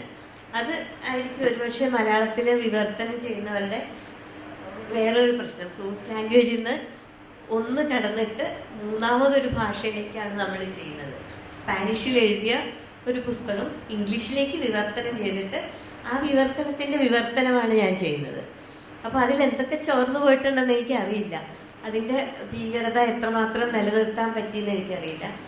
പക്ഷേ ഈ അധികാരത്തിനെ സംബന്ധിച്ചുള്ള ഇത് ഒരുപക്ഷെ സ്ത്രീ എന്നുള്ള നിലയിൽ എനിക്ക് ഒട്ടും യോജിക്കാൻ പറ്റാത്ത ഒരു സാധനമാണ് ഈ പവർ ഇടപെടുന്നത്. അപ്പം എന്നോട് അത് ചെയ്യുമ്പോൾ തന്നെ പലരും പറഞ്ഞിരുന്നു, താൻ എന്തിനാ ഇത്രയും ഈ സ്ത്രീ വിരുദ്ധമായ പുസ്തകം എന്തിനു ചെയ്യുന്നു എന്നൊക്കെ ചോദിച്ചിരുന്നു. പക്ഷെ അത് എനിക്ക് തോന്നി അത് ചെയ്യുക തന്നെ വേണം.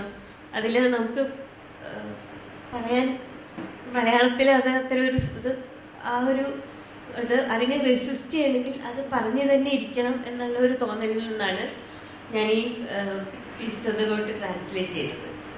മറ്റൊരു അനുഭവം ഉള്ളത്, ഞാൻ ഡ്രാക്കുളയുടെ ഒരു വിവർത്തനം ചെയ്തിരുന്നു. ആ പുസ്തകം ഇതുവരെ ഇറങ്ങിയിട്ടില്ല.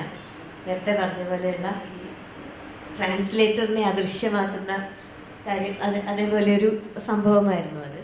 കാരണം ഈ പുസ്തകം ഞാൻ ചെയ്യുമ്പോൾ അതിൽ എനിക്ക് തോന്നി ബ്രാം സ്റ്റോക്കറുടെ ഭാഷയിൽ ധാരാളം ഡയലക്റ്റുകൾ ഉപയോഗിച്ചിട്ടുണ്ടായിരുന്നു.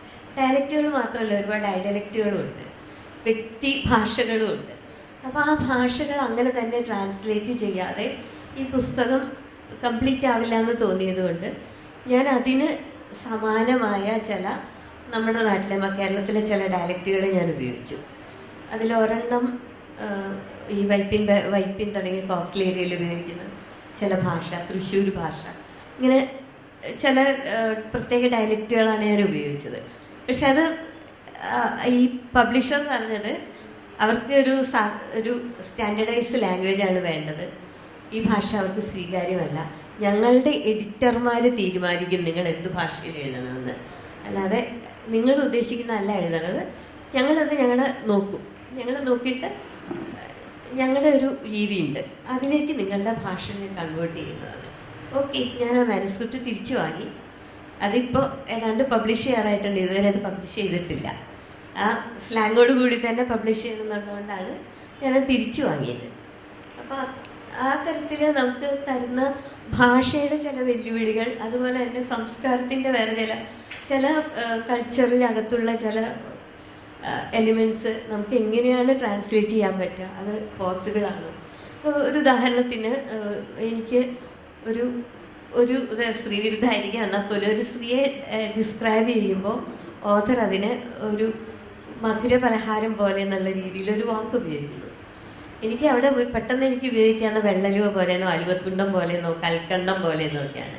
പക്ഷേ ഈ അലുവത്തുണ്ടമോ കൽക്കണ്ടമോ വേറൊരു കൾച്ചറിൽ എത്രത്തോളം ഉണ്ട്, അത് അതിനോട് യോജിച്ച് പോകുമോ, അത് അവിടെ അതിനെന്താണ് അവിടെ സാങ്കത്യം എന്നൊക്കെയുള്ള ഒരുപാട് കൺഫ്യൂഷൻസ് എനിക്ക് വരും. അപ്പോൾ ഞാൻ എന്താ ചെയ്യുക? ഞാൻ ഓഥറിൻ്റെ ഒപ്പം പോവുകയാണോ, അതോ ഞാൻ അവിടെ പുതിയ വാക്കുകൾ കണ്ടുപിടിക്കുകയാണോ, അതോ എന്തായിരിക്കും ഞാൻ അതിൻ്റെ ഇടയിൽ ഇതിൻ്റെ ബ്രിഡ്ജായിട്ട് എന്താണ് ഉപയോഗിക്കുക? അപ്പോൾ എനിക്കൊരു ചെറിയ കാര്യങ്ങൾ പറയാനുള്ളത്, എനിക്ക് തോന്നുന്നു ഗ്ലോബലൈസേഷന് ശേഷം ഇത്തരം കാര്യങ്ങൾ കുറച്ചൊക്കെ വ്യത്യാസം വന്നിട്ടുണ്ടെന്ന് തോന്നുന്നുണ്ട്.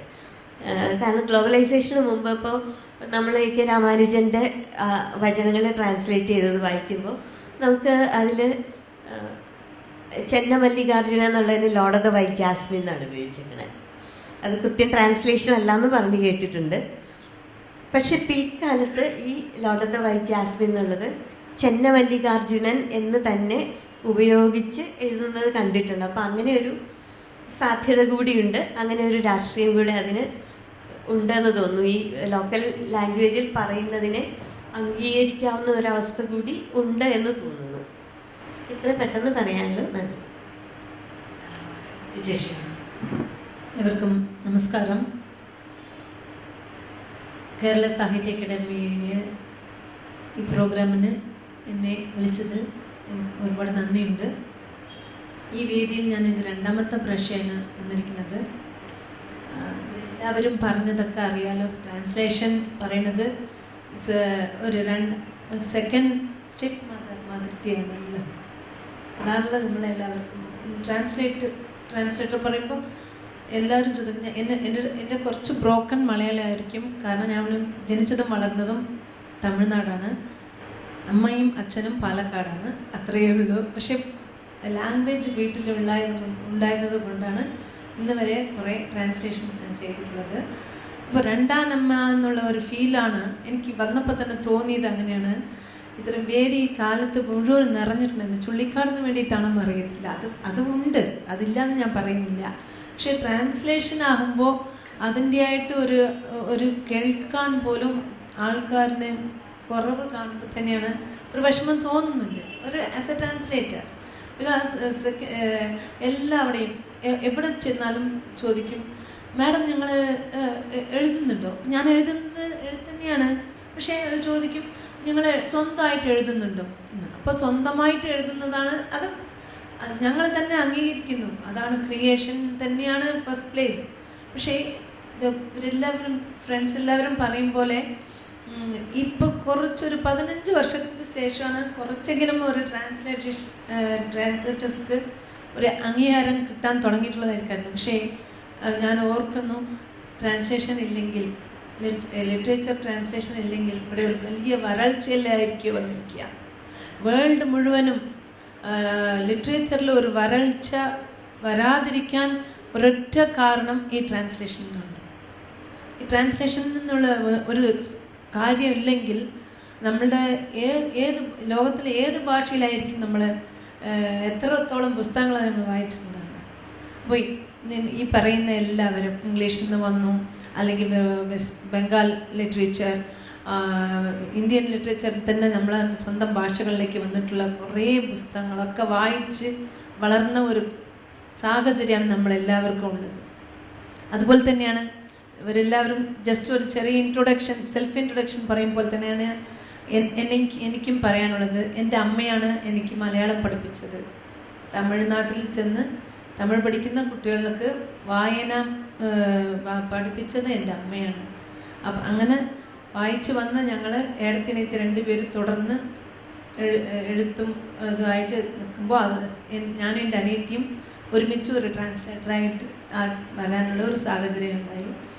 അനിയത്തി KV ശൈലജ, ഞാൻ ജയശ്രീ, രണ്ടുപേരും തുടർന്ന് ഇങ്ങനെ ട്രാൻസ്ലേഷൻ ചെയ്തുകൊണ്ടിരിക്കുന്നു. അപ്പോൾ കോളേജൊക്കെ പഠിക്കുമ്പോൾ, ഡിഗ്രിക്ക് പഠിക്കുമ്പോൾ എഴുതാൻ പറയും. ഞാൻ ഡിഗ്രി തമിഴ് ലിറ്ററേച്ചറാണ് പഠിച്ചത്. അപ്പോൾ ക്രിയേറ്റീവായിട്ട് എഴുതാൻ പറയും ഞങ്ങളുടെ മാസ്റ്റേഴ്സ്. അപ്പം ഞങ്ങൾക്ക് അത് പറ്റില്ല എന്നപ്പോൾ എനിക്ക് 2 ലാംഗ്വേജ് അറിയുന്നുള്ളത് കൊണ്ട് എഴുതാൻ തുടങ്ങി. കോളേജ് മാഗസീനിൽ ഒരു ചെറിയൊരു തച്ചൊള്ളി അമ്പുവിൻ്റെ കഥ വായിച്ച് അത് ട്രാൻസ്ലേറ്റ് ചെയ്ത് നാടകമായി മാറ്റി അതൊരു ബുക്കിൽ വന്നു. അപ്പോൾ അത് എല്ലാവരും നന്നെന്ന് പറഞ്ഞ ആ നിമിഷം ഞാൻ ഒരു ട്രാൻസ്ലേറ്ററായി മാറിയിരിക്കുകയായിരുന്നു. അന്ന് തൊട്ട് ഇന്ന് വരെ ട്രാൻസ്ലേഷൻ മാത്രം മതി എന്നുള്ള ഒരു ഒപ്പീനിയനിലാണ്. അപ്പോൾ തുടർന്ന് ഞാൻ സക്കറിയാൻ്റെ കഥകൾ എല്ലാം ഏകദേശം കഥകൾ ഒരു 5 വോള്യൂമുകളായിട്ട് ഞാൻ കൊണ്ടുവന്നിട്ടുണ്ട്. സാഹിത്യ അക്കാദമിയുടെ തമിഴ് വിങ്ങിൽ ഒരു കളക്ഷൻ വന്നിട്ടുണ്ട്. അതല്ലാതെ സന്തോഷ് ഏച്ചിക്കാനത്തിൻ്റെ ഒറ്റവാതിൽ, പിന്നെ ഷൗക്കത്തിൻ്റെ ഹിമാലയം, അയ്യപ്പൻ്റെ കൽക്കരിയുടെ നിറമുള്ളവർ, ശ്യാമള ശശികുമാറിൻ്റെ നിശബ്ദം ഇങ്ങനെ ചെയ്തുകൊണ്ട് വരുന്ന ഒരു ഘട്ടത്തിലാണ് ഓരോ ഇവർ പറയുന്ന ഹേർഡിൽസ് എല്ലാം ഞങ്ങൾക്കും ഉണ്ടായിട്ടുണ്ട്. കാരണം ആ ലാംഗ്വേജിൻ്റെ ഇപ്പം സന്തോഷിൻ്റെ കഥയിലാവട്ടെ ചില തൃശ്ശൂർ ഭാഷ വരും, അല്ലെങ്കിൽ അതെങ്ങനെയാണ് മലയാളത്തിലേക്ക് തമിഴിലേക്ക് കൊണ്ടുപോകുന്നത്, ഏത് ജില്ലയ്ക്കാണ് ഞാൻ മാറ്റേണ്ടതെന്നുള്ള അതാണ് എനിക്ക് ഏറ്റവും ഉള്ള വെല്ലുവിളിയായിട്ട് ഞാൻ കരുതിയിരിക്കുന്നത്. കാരണം അത് ഞാനൊരു തിരുനെൽവേലി ലാംഗ്വേജിലേക്ക് കൊണ്ടുപോകാൻ പറ്റില്ല, ഒരു ചെന്നൈ ലാംഗ്വേജിലേക്ക് കൊണ്ടുപോകാൻ പറ്റില്ല. പക്ഷേ ഇതിനെയും കടന്ന് ഞാൻ ചെയ്തിട്ടുള്ളത്, ഞങ്ങൾ എല്ലാവരും ചെയ്തുകൊണ്ടിരിക്കുന്ന എല്ലാ വർക്ക്സും അപ്രീഷിയേറ്റ് ചെയ്യുന്ന ഒരു റീഡേഴ്സ് ഇവിടെയുണ്ട്. അങ്ങനത്തെ റീഡേഴ്സാണ് ഞങ്ങൾക്ക്. അതിലും ഒരുപാട് ഇപ്പം റീസെൻ്റ്ലി 2 വർഷം മുമ്പ് ഉഷ്ണരാശി, മോഹൻ കുമാറിൻ്റെ ഉഷ്ണരാശി നോവൽ ഞാൻ ചെയ്തിട്ടുണ്ടായിരുന്നു. മോഹൻ 100 വർഷം മുമ്പത്തെ കേരളത്തിൻ്റെ ഒരു ഭംഗിയാണ് കഥ മുഴുവനും. അപ്പോൾ അവരുടെ ഫുഡ്, അവരുടെ കൾച്ചർ, അതെല്ലാം ഞാൻ അങ്ങോട്ട് കൊണ്ടുവരാൻ എനിക്കിവിടെ കുറേ സുഹൃത്തുക്കളുണ്ടായിരുന്നു, മലയാളി സുഹൃത്തുക്കൾ. അവരുടെ വീട്ടിൽ സംസാരിച്ചിരിക്കുമ്പോൾ ഇത് എനിക്കറിയില്ല ടീച്ചറെ, എൻ്റെ അമ്മയോട് ചോദിച്ചു. അവർക്ക് 8 ഇയേഴ്സ് ഉണ്ടാകും. അപ്പോൾ അവർക്ക് അതിനെക്കുറിച്ചൊക്കെ വിളവെടുക്കുന്നതിനെ കുറിച്ചൊക്കെ സംസാരിക്കുന്ന കാര്യങ്ങളൊക്കെ.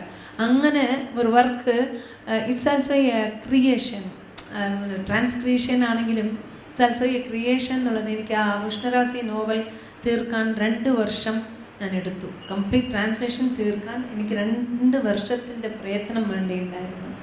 അതുപോലെ തന്നെ നിലംപൂത്ത് മലർന്ന നാൾ എഴുതി കഴിഞ്ഞിട്ടാണ് ഞാൻ ഉഷ്ണരാശിക്ക് വന്നത്. നിലംപൂത്ത് മലർന്ന നാൾ എഴുതുന്നത് എനിക്കൊരു ഒട്ടും പ്രയാസമുള്ള കാര്യമായിരുന്നില്ല. കാരണം ഞാൻ MAക്ക് തമിഴ് പഠിച്ച ആളാണ്. എൻ്റെ സ്വന്തം മാതൃഭാഷയായിട്ടാണ് ഞാൻ കരുതുന്നത്. അപ്പോൾ അതിൽ വിഷമം ഉണ്ടായിരുന്നില്ല. പക്ഷെ അതേ മനോജ് കുറൂറിൻ്റെ 2ാമത്തെ നോവലായ മുറിനാവ് ട്രാൻസ്ലേഷനായി ഈ ചെന്നൈ ബുക്ക് ഫെയറിൽ തമിഴിൽ വന്നു. ഞാൻ തന്നെയാണ് ചെയ്ത്. അതിനും 2.5 വർഷം സമയമെടുത്തു.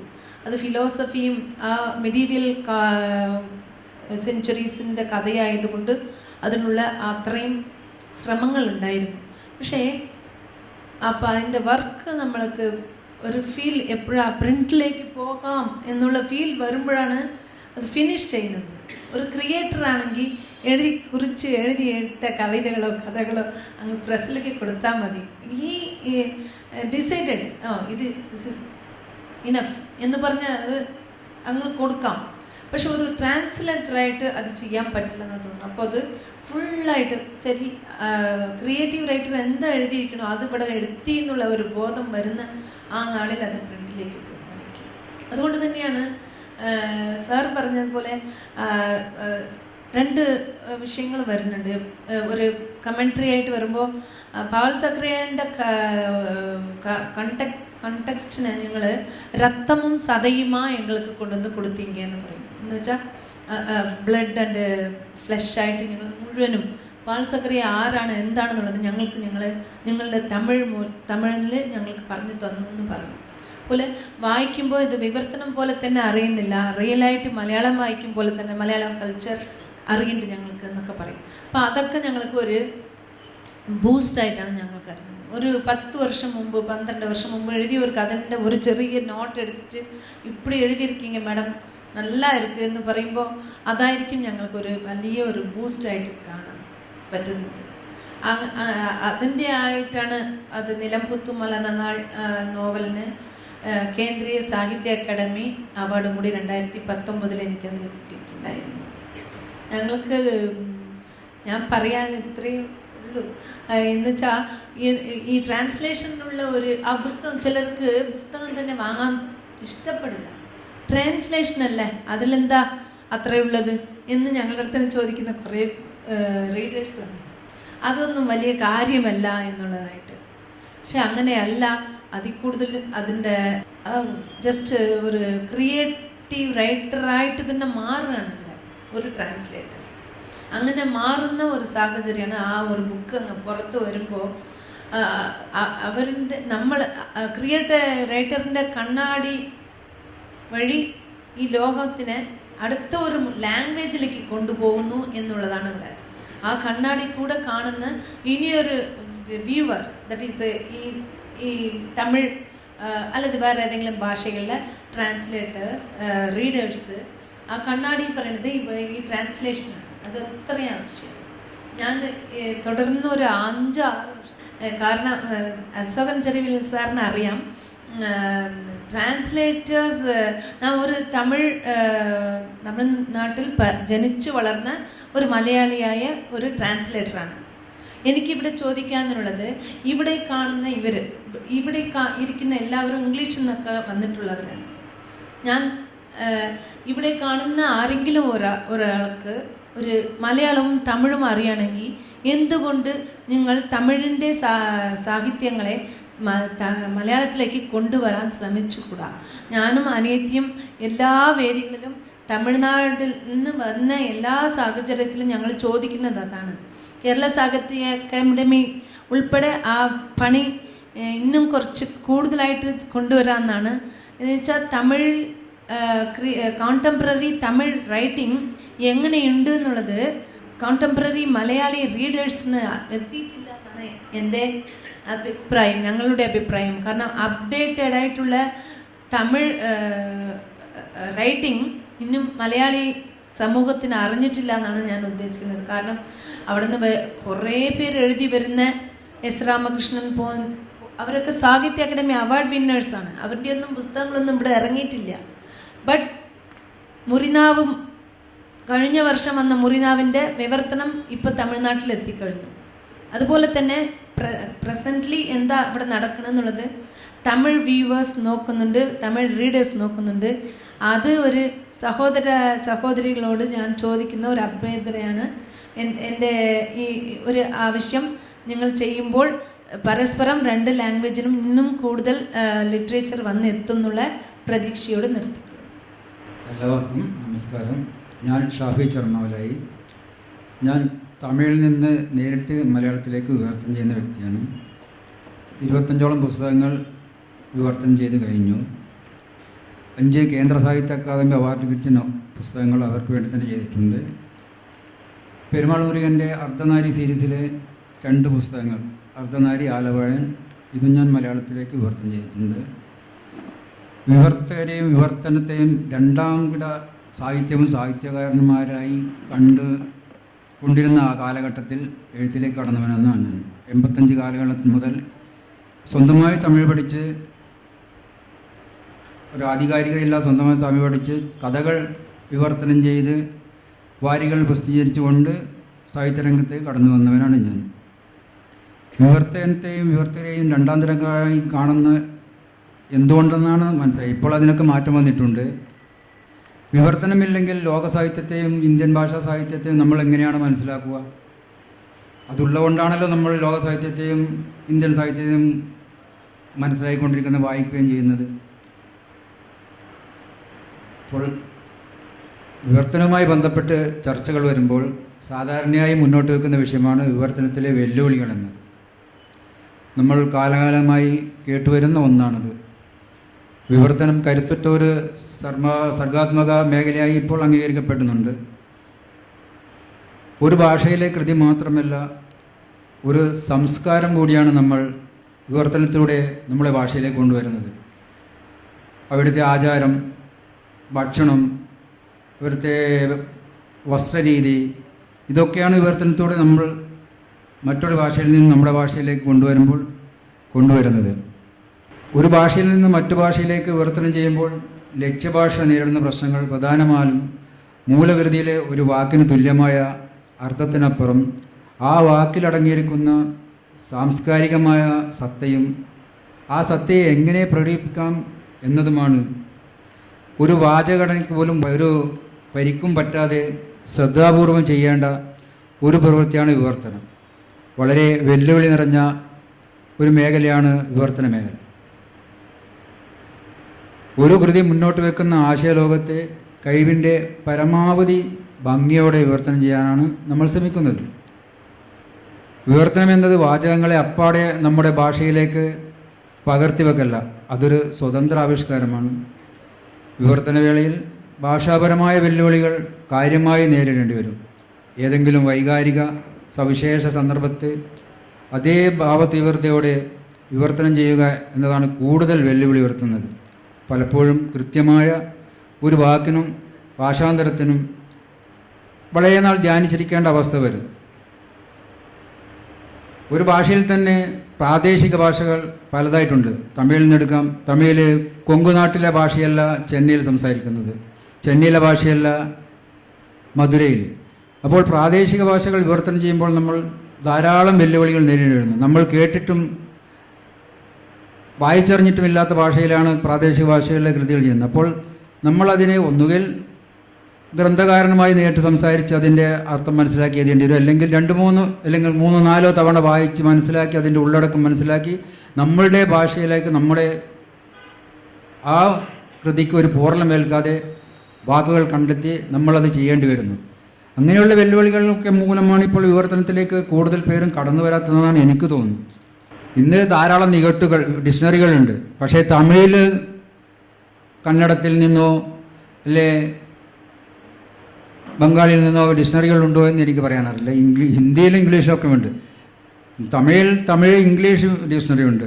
അപ്പോൾ നമ്മളത് ചെയ്യുമ്പോൾ ചിലപ്പോൾ 2 നിഘണ്ടുക്കൾ നമ്മൾ ഉപയോഗപ്പെടുത്തേണ്ടി വരുന്നുണ്ട്.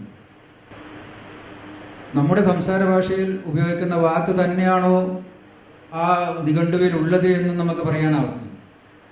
ഏതാണ് കൃതിയിൽ ഉപയോഗിച്ച വാക്ക്, അതിൻ്റെ അർത്ഥം എന്താണ്, അതും ആ നിഘണ്ടുവിലെ വാക്കുമായിട്ട് ചിലപ്പോൾ സാമ്യം ഉണ്ടായിരിക്കാൻ സാധ്യതയില്ല. അപ്പോഴൊക്കെ നമ്മൾ വളരെയേറെ വിഷമങ്ങൾ അനുഭവിച്ചു വരുന്നുണ്ട്.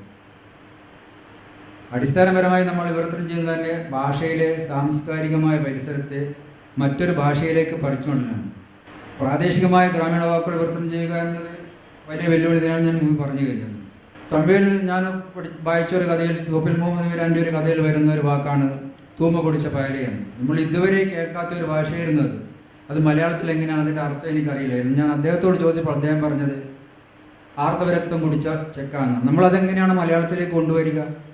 നമ്മളത് ഒരിക്കലും കേൾക്കാതെ നമ്മൾ ഉപയോഗിക്കാത്ത ഒരു ഭാഷയായിരുന്നു. പക്ഷേ അത് ഇങ്ങനെ ഒരു പോറലേൽക്കാത്ത ഞാനതിന് ചെയ്തത് കുരുത്തം കെട്ട ചെക്കായെന്ന് എഴുതി വെക്കുമായിരുന്നു. അതുകൊണ്ട് ആ കൃതിക്ക് ഒരു പോറലും ഏറ്റിട്ടില്ല, ആ പരിസരത്തിനും ഒരു പോറലും ഏറ്റിട്ടില്ല. അങ്ങനെയൊക്കെ പല വെല്ലുവിളികൾ നമ്മൾ നേരിടേണ്ടി വരുന്നുണ്ട്. മറ്റൊരു ഭാഷയിൽ നിന്ന് നമ്മളെ ഭാഷയിലേക്ക് എടുക്കുമ്പോൾ അതിൻ്റെ സത്ത ചോർന്നു പോകാനുണ്ട്. ഉദാഹരണത്തിന് ബംഗാളിലെ സിംഗൂർ ഭാഷയിലെ കൃതിയാണെങ്കിൽ ആ ഭാഷ അറിയാതെ ചെയ്താൽ അതിൻ്റെ സത്ത ചോർന്നു പോകും. അല്ലെങ്കിൽ നമുക്ക് ചെയ്യാനിരിക്കുന്നത് മലയാളത്തിലെ സംസാര ഭാഷ അതിന് ഉപയോഗിക്കുകയാണ്. അപ്പോഴും നമുക്ക് ചില പരിമിതികളൊക്കെ ഉണ്ടാകും. അതിലൊരു വൈരുദ്ധ്യം ഉള്ളെടുക്കാൻ സാധ്യതയുണ്ട്. സാംസ്കാരികത്തെ മലയാളത്തിൻ്റെ വകഭേദത്തിലൂടെ പറയുമ്പോൾ മുഴച്ചു നിൽക്കുന്നതായും കല്ലുകടിക്കുന്നതായും തോന്നിപ്പിക്കും. അതിൻ്റെ സാധാരണ മലയാളത്തിലൂടെ അവതരിപ്പിക്കാൻ സാധിക്കുകയുള്ളൂ. വിവർത്തകൻ്റെ വിജയം എന്ന് പറയുന്നത് അവൻ്റെ വെല്ലുവിളി മറികടക്കുന്നതാണ്. പറഞ്ഞു കേട്ടൊരു സംഭവമാണ് മാർക്കസിൻ്റെ ഏകാന്തത 100 വർഷങ്ങൾ. സ്പാനിഷിലെഴുതിയ ആ കൃതി ഗ്രിഗറി റബാസ് ഇംഗ്ലീഷിലേക്ക് വിവർത്തനം ചെയ്ത് അതിൻ്റെ മാനുസ്ക്രിപ്റ്റ് മാർക്കസിന് കാണിച്ചപ്പോൾ അദ്ദേഹം പറഞ്ഞത്, എൻ്റെ കൃതിയേക്കാൾ മികച്ചു നിൽക്കുന്ന കൃതി ഈ വിവർത്തനം എന്നാണ്. അതുപോലെ അങ്ങനെ ഒരു അപവാദമായിട്ടുള്ള കൃതികൾ വരുന്നുണ്ട്. വിവർത്തനം ചർച്ച ചെയ്യുമ്പോൾ ഒരു കാര്യമുണ്ട്. അതെന്താണെന്ന് വെച്ചാൽ മൂലകൃതി എന്ന് പറയുന്നത് ഒരു മേജർ ആർട്ടാണ്, വിവർത്തനം എന്ന് പറയുന്നത് മൈനർ ആർട്ട്. അത് മൈനർ ആർട്ടുമല്ല മേജർ ആർട്ടുമല്ല, അനന്യമായ ഒരു സർഗപ്രക്രിയയാണ്, അതൊരു കലയാണ്. വിവർത്തനം സാഹിത്യം മാത്രം അറിഞ്ഞാൽ പോരെന്നാണ് എനിക്ക് തോന്നുന്നത്. അവന് വ്യാകരണം കൂടി അറിഞ്ഞിരിക്കണം. 2 ഭാഷയിലും പ്രാവീണ്യം ഉണ്ടായിരിക്കണം. പ്രാവീണ്യമില്ലാതെയും ചെയ്യാം, വ്യാകരണം അറിയാതെയും ചെയ്യാം. പക്ഷേ കൃതിക്കൊരു പോറലും ഏൽക്കാതെ നമ്മൾ ചെയ്യേണ്ടത് നമ്മുടെ ഒരു കടമയാണ്. വെല്ലുവിളികൾ ഏറെ ഉണ്ടെങ്കിലും ഈയിടെ അന്തരിച്ച വിവർത്തക എഡിയസ് ക്രോസ്മാൻ പറഞ്ഞതുപോലെ വിവർത്തനത്തിൽ ഒന്നും നഷ്ടപ്പെടുന്നില്ല. പുതിയ സാധ്യതകൾ കൊണ്ടുവരുന്ന വിവർത്തന കൃതികളിൽ നിന്ന് മനുഷ്യർക്ക് നേട്ടം മാത്രമേ ഉള്ളൂ. ഇത്രയ്ക്ക് എനിക്ക് എൻ്റെ നിരീക്ഷണത്തിലൂടെ പറയാൻ പറ്റുകയുള്ളൂ. എല്ലാവർക്കും നന്ദി.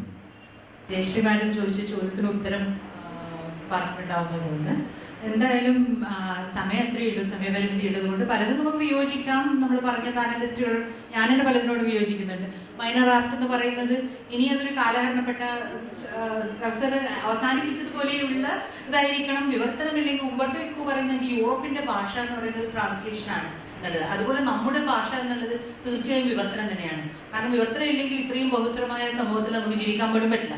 നമ്മൾ തന്നെ ഡെയിലി ലെവലിൽ വിവർത്തനം ചെയ്യുന്ന ആൾക്കാരാണ്. ബൈലിംഗ്വലായി ലിമിനലായി നിൽക്കാൻ പറ്റുന്നത് കൊണ്ടാണ്, മറ്റു ഭാഷയുടെ ബൈലിംഗ്വലോ മൾട്ടിലിംഗ്വലോ ആയി നിൽക്കാൻ പറ്റുന്നത് കൊണ്ടാണ് നമുക്ക് പരകായ പ്രവേശനം ചെയ്ത് സാർ പറഞ്ഞതുപോലെ പരകായ പ്രവേശനം ചെയ്ത് നമുക്ക് ഒരു ടെക്സ്റ്റിൽ നിന്ന് ഒരു ടെക്സ്റ്റിലേക്ക് മാറാൻ പറ്റും. നമ്മളൊരു ടെക്സ്റ്റിൽ കുടുങ്ങി കിടക്കുന്നില്ല. അതാണ് വിവർത്തകരുടെ വലിയൊരു ഗുണം. എഴുത്തുകാരന് ആ ടെക്സ്റ്റോടുകൂടി ആ ടെക്സ്റ്റ് എഴുത്തുകാരന് ഒഴിയാബാധയാണ് പലപ്പോഴും. എപ്പോഴും അത് പുതിയ ഭാഷയിലേക്ക് പോയാലും എങ്ങനെ വന്നാലും എഴുത്തുകാരൻ അതിനോട് ബന്ധപ്പെട്ട് നമുക്കത് കഴിഞ്ഞു കഴിഞ്ഞാൽ അതിന്റെ പ്രൊമോഷനൽ ഇംഗ്ലീഷിലൊക്കെ പ്രൊമോഷനും കൂടി തീരുന്നില്ല. കഴിഞ്ഞാലും പ്രൊമോഷനും അതും ഇതുമൊക്കെ വിവർത്തകർ തന്നെയാണ് പുസ്തകം പബ്ലിഷറുടെ അടുത്ത് എത്തിക്കുന്നത്, പ്രൊമോട്ട് ചെയ്യുന്നത്, സെയിൽസ് ഇതിൽ ക്യാമ്പയിനിൽ പങ്കാളിയാവുന്നത്. അങ്ങനെ പല രീതിയിലുള്ള എഡിറ്റോറിയൽ വർക്ക് ചെയ്യുന്നുണ്ട്. അങ്ങനെ പല രീതിയിലുള്ള വർക്ക്. ഇന്റിമേറ്റ് റീഡിംഗ് എന്ന് പറയുന്നത് വെറും ഇന്റിമേറ്റ് ആസ്വാദന റീഡിംഗ് അല്ല, ഇന്റിമേറ്റ് ആയിട്ടുള്ള ഒരു എഡിറ്റിംഗ് വായനയും കൂടി അവിടെ ഉണ്ട്. അപ്പോൾ പലതും നമുക്ക് വിയോജിക്കാം. നേരത്തെ സാറ് പറഞ്ഞതുപോലെ വോം എന്നുള്ളത് നമ്മൾ ഊഷ്മളം എന്ന് പറഞ്ഞാൽ രക്തത്തിൻ്റെ സ്നേഹത്തിൻ്റെ ഊഷ്മളത എന്നൊക്കെ ഉള്ള രീതിയിലാണ് വോം എംബ്രേസ് എന്ന് പറയുന്നത്. അപ്പോൾ നമ്മളൊരു കൾച്ചറിന് ഞാനതിനോട് യോജിക്കുന്നില്ല, ബഹുമാനപുരസ്സരം യോജിക്കുന്നത്. കാരണം വോമായി തന്നെ ഊഷ്മളമായി തന്നെ വരണം, അങ്ങനെയാണ് പറയുന്നത്. കാരണം നമ്മൾ അല്ലെങ്കിൽ അത് നമ്മുടെ ഭാഷയിലേക്ക് മാറ്റി എഴുതി നമ്മളുടെ കൾച്ചറിലേക്ക് അല്ലെങ്കിൽ ക്ലൈമറ്റിലേക്ക് മാറ്റി എഴുതുകയാണെങ്കിൽ അത് കുളിർമാന്നാവാൻ പറ്റില്ല. കാരണം അത് നമ്മൾ ഡൊമസ്റ്റിക്കേറ്റ് ചെയ്യാണ്. അത് ശരിയാണ്. അപ്പോൾ പലരും ഉണ്ടാവും, പദാനുപദം ചെയ്യാം അല്ലാതെ. പക്ഷെ എനിക്ക് തോന്നുന്നു ഇപ്പോൾ ഉള്ളൊരു വ്യത്യാസം എന്ന് പറഞ്ഞാൽ പലപ്പോഴും ചോദിച്ചിട്ടുള്ള ആളുകൾ എന്താണ് ഇന്നത്തെ കാലത്ത് വിവർത്തകർക്കും വിവർത്തനത്തിനും എന്താണ് ഇത്ര പ്രാധാന്യം കിട്ടുന്നത് അല്ലെങ്കിൽ ഒരു വിസിബിലിറ്റി കിട്ടുന്നത് മുമ്പത്തെ ഉള്ളതിനേക്കാൾ ഉള്ളതൊന്ന് വിപണിയാണ്, ഒരു സംശയമില്ല. പിന്നെ അതല്ലാതെ ഉള്ളത് എന്നുള്ളത് ഒന്ന് നമ്മൾ പലരും എനിക്ക് തോന്നുന്നു ഇപ്പോഴുള്ള വിവർത്തകരിലെല്ലാവരും ഇവിടെ ഇരിക്കുന്ന എല്ലാവരും ടെക്സ്റ്റിനോട് കഴിയുന്നത്ര നീതി പുലർത്തി എത്രത്തോളം ക്ലോസ് റീഡിങ് പദാനുപദാണെന്ന് ഞാൻ പറയില്ല. കാരണം അതല്ല സാഹിത്യ വിവർത്തനത്തിൻ്റെ രീതി. അപ്പോൾ അതുകൊണ്ട് തീർച്ചയായും ഒരു റീറൈറ്റിംഗ് ഉണ്ട്. റീറൈറ്റിങ്ങിൻ്റെ കൂടെ പക്ഷേ എത്രത്തോളം ടെക്സ്റ്റിനോട് ക്ലോസ് ആയി നിൽക്കും അത്രത്തോളം ടെക്സ്റ്റിനോട് ക്ലോസ് ആയി നിന്ന് അതിലെ രാഷ്ട്രീയം മനസ്സിലാക്കി തന്നെയാണ് നമ്മൾ മുന്നോട്ട് പോകുന്നത്. അപ്പോൾ ഈ പാനൽ പറഞ്ഞ എല്ലാവരും സംസാരിച്ചതിനോട് യോജിപ്പും ഉണ്ടാവും. ചോദ്യങ്ങൾക്കും അല്ലെങ്കിൽ റെസ്പോൺസസിനും വേണ്ടി ഈ സെഷൻ തുറന്നു കൊടുക്കാൻ.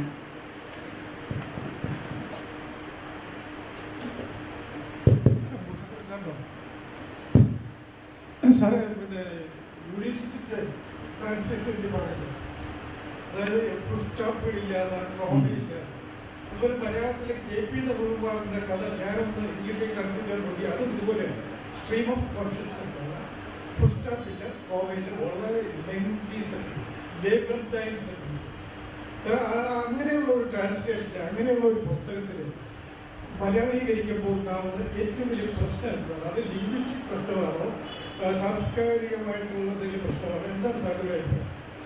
അതിൽ ബോധധാരാ രീതി എന്ന് പറയുമ്പോഴേ ഒരു ചിന്ത കുറേ നേരം ഇങ്ങനെ കണ്ടിന്യൂസ് ആയിട്ട് പരസ്പരം പൂരിതമായിട്ട് ചിന്തിക്കുകയാണ്. അതിനൊരു ഫുൾ സ്റ്റോപ്പ് വരുമ്പോൾ അത് ഒരിക്കലും ആ ചിന്തയ്ക്ക് ഒരു സ്റ്റോപ്പ് വരുന്നില്ല. അതിങ്ങനെ ഒരു വലിയൊരു ഒഴുക്കായിട്ട് ഊരം കുത്തി ഒഴുകുന്ന ഒരു സംഗതിയാണ്. അതുകൊണ്ടാണ് അങ്ങനെ തന്നെ എഴുതുന്നത്. ഇപ്പോൾ വിലാസിനിയുടെ ഒരു കൃതി ഏതാ എനിക്ക് ഓർമ്മയില്ല, അദ്ദേഹം ഒരു 1-2 ചാപ്റ്ററുകൾ അതിനെ ഉപയോഗിച്ചിട്ടുണ്ട്. അങ്ങനെ പറ്റി പലരും പിന്നീട് അത് ഉപയോഗിച്ചിട്ടുണ്ട് ബോധധാരാ രീതി. ഇത് ജെയിംസ് ജോയ്സാണൊക്കെ തുടങ്ങി വെച്ചിട്ട് അങ്ങനെ ചില ആൾക്കാരൊക്കെ. ഈ കൾച്ചറുണ്ടല്ലോ, കൾച്ചറിനെ പരിഭാഷപ്പെടാതിരിക്കുക, കൾച്ചറിനെ പരിഭാഷപ്പെട്ടത് പ്രയാസമാണെന്ന് പറയും. മേഡം പറഞ്ഞ യോസയുടെ കൃതികളിലെ അശ്ലീല പദങ്ങൾ പവറിൻ്റെ വാക്കുകളാണെന്ന് പറയും. പവറിൻ്റെ അതുപോലെ തന്നെ ഒരുപാട് ഡയലക്ട്സും ഇഡിയലിക്സും ഒക്കെ വരുന്നതാണ്. അപ്പോൾ ഈ ഓരോ കൾച്ചറിൻ്റെയും ഇഡിയലിക്റ്റ് വളരെ വ്യത്യസ്തമായിരുന്നു, അല്ലെങ്കിൽ ഡയലക്ട്സ് വളരെ വ്യത്യസ്തമായിരുന്നു. ഇപ്പോൾ കാലിഫോർണിയയിലെ ഡയലക്റ്റിക്കൽ ഇതായിരിക്കില്ല ഒരു പക്ഷേ ഫിലഡൽഫിയ. അപ്പോൾ അങ്ങനെയുള്ള ഈ അന്തരത്തിൽ ഈ ഇഡിയോലിക്റ്റിനെയും ഡയലക്റ്റിനെയും വേറെ എങ്ങനെയാണ് ട്രാൻസ്ലേഷൻ സമീപിക്കുന്നത്? അതിലൊരു ട്രാൻസ്ലേഷൻ അപ്പുറമുള്ള ഒരു മാനം അതിലുണ്ടോ കൾച്ചർ? കൃത്യമായിട്ട് പറയാൻ അറിയില്ല. എന്നാലും ഈ യോസയുടെ ഇത് പുസ്തകം ചെയ്യുമ്പോൾ, ഫിസുഡൊക്കെ ചെയ്യുമ്പോൾ എനിക്ക് സത്യത്തിൽ കേരളത്തിൽ കാസർഗോഡ് മുതൽ നെയ്യാറ്റിൻകര വരെയുള്ള തെരുപ്പദങ്ങൾ കളക്ട് ചെയ്യേണ്ടി വന്നിട്ടുണ്ട്. അതിൽ പലതും എനിക്ക് തോന്നുന്നു മലയാളത്തിൽ വരുമ്പോൾ ആ ഒരു പവറുണ്ടോ അതിന്. കാരണം അധികാരത്തിൻ്റെ ശക്തിയല്ല, അതിന് കൂടുതൽ അത് ജെൻഡറിനെ അങ്ങനെ ഒരു അല്ലെങ്കിൽ അശ്ലീലമായിട്ട് ഉപയോഗിക്കുന്ന ആ തരത്തിലാണ് തോന്നിയത്. പക്ഷേ എനിവേ അങ്ങനെ അല്ലാത്ത ചില ശകാര പദങ്ങളും ഒക്കെ ചേർത്തിട്ടാണ് ഞാൻ ചെയ്തത്. ഇനി കൾച്ചറിൻ്റെ ഇത് പറയുമ്പോൾ എനിക്ക് വേറൊരു ഇതുമായിട്ട് ബന്ധമുണ്ടോ എന്നറിയില്ല. പക്ഷെ എനിക്ക് തോന്നിയ ഒരു കാര്യം, ഇപ്പോൾ OV വിജയൻ തന്നെ അദ്ദേഹത്തിൻ്റെ ഖസാക്കിൻ്റെ ഇതിഹാസം ഇംഗ്ലീഷിലേക്ക് ചെയ്തിട്ടുണ്ട്, ലെജൻഡ് ഓഫ് ഖസാക്ക് എന്ന് പറഞ്ഞിട്ട്. അപ്പോൾ അതിൽ വന്നിട്ടുള്ള ഒരു കാര്യം, നമ്മൾ ഖസാക്കിൻ്റെ ഇതിഹാസം വായിക്കുമ്പോൾ അതിൽ രാവുത്തരും ഈഴവരും ഉണ്ട്, കൃത്യമായിട്ടുമുണ്ട്. പക്ഷേ ഇത് ഗ്ലോബൽ ഓഡിയൻസിന് വേണ്ടി ട്രാൻസ്ലേറ്റ് ചെയ്തതുകൊണ്ടാണ്, അവർക്ക് ആ കൾച്ചർ തിരിച്ചറിയില്ല എന്ന് ഉള്ളത് കൊണ്ടാണോ എന്തുകൊണ്ടാണെന്ന് അറിയില്ല, ഇതിൽ മുസ്ലിമും ഹിന്ദുവുമാണുള്ളത്.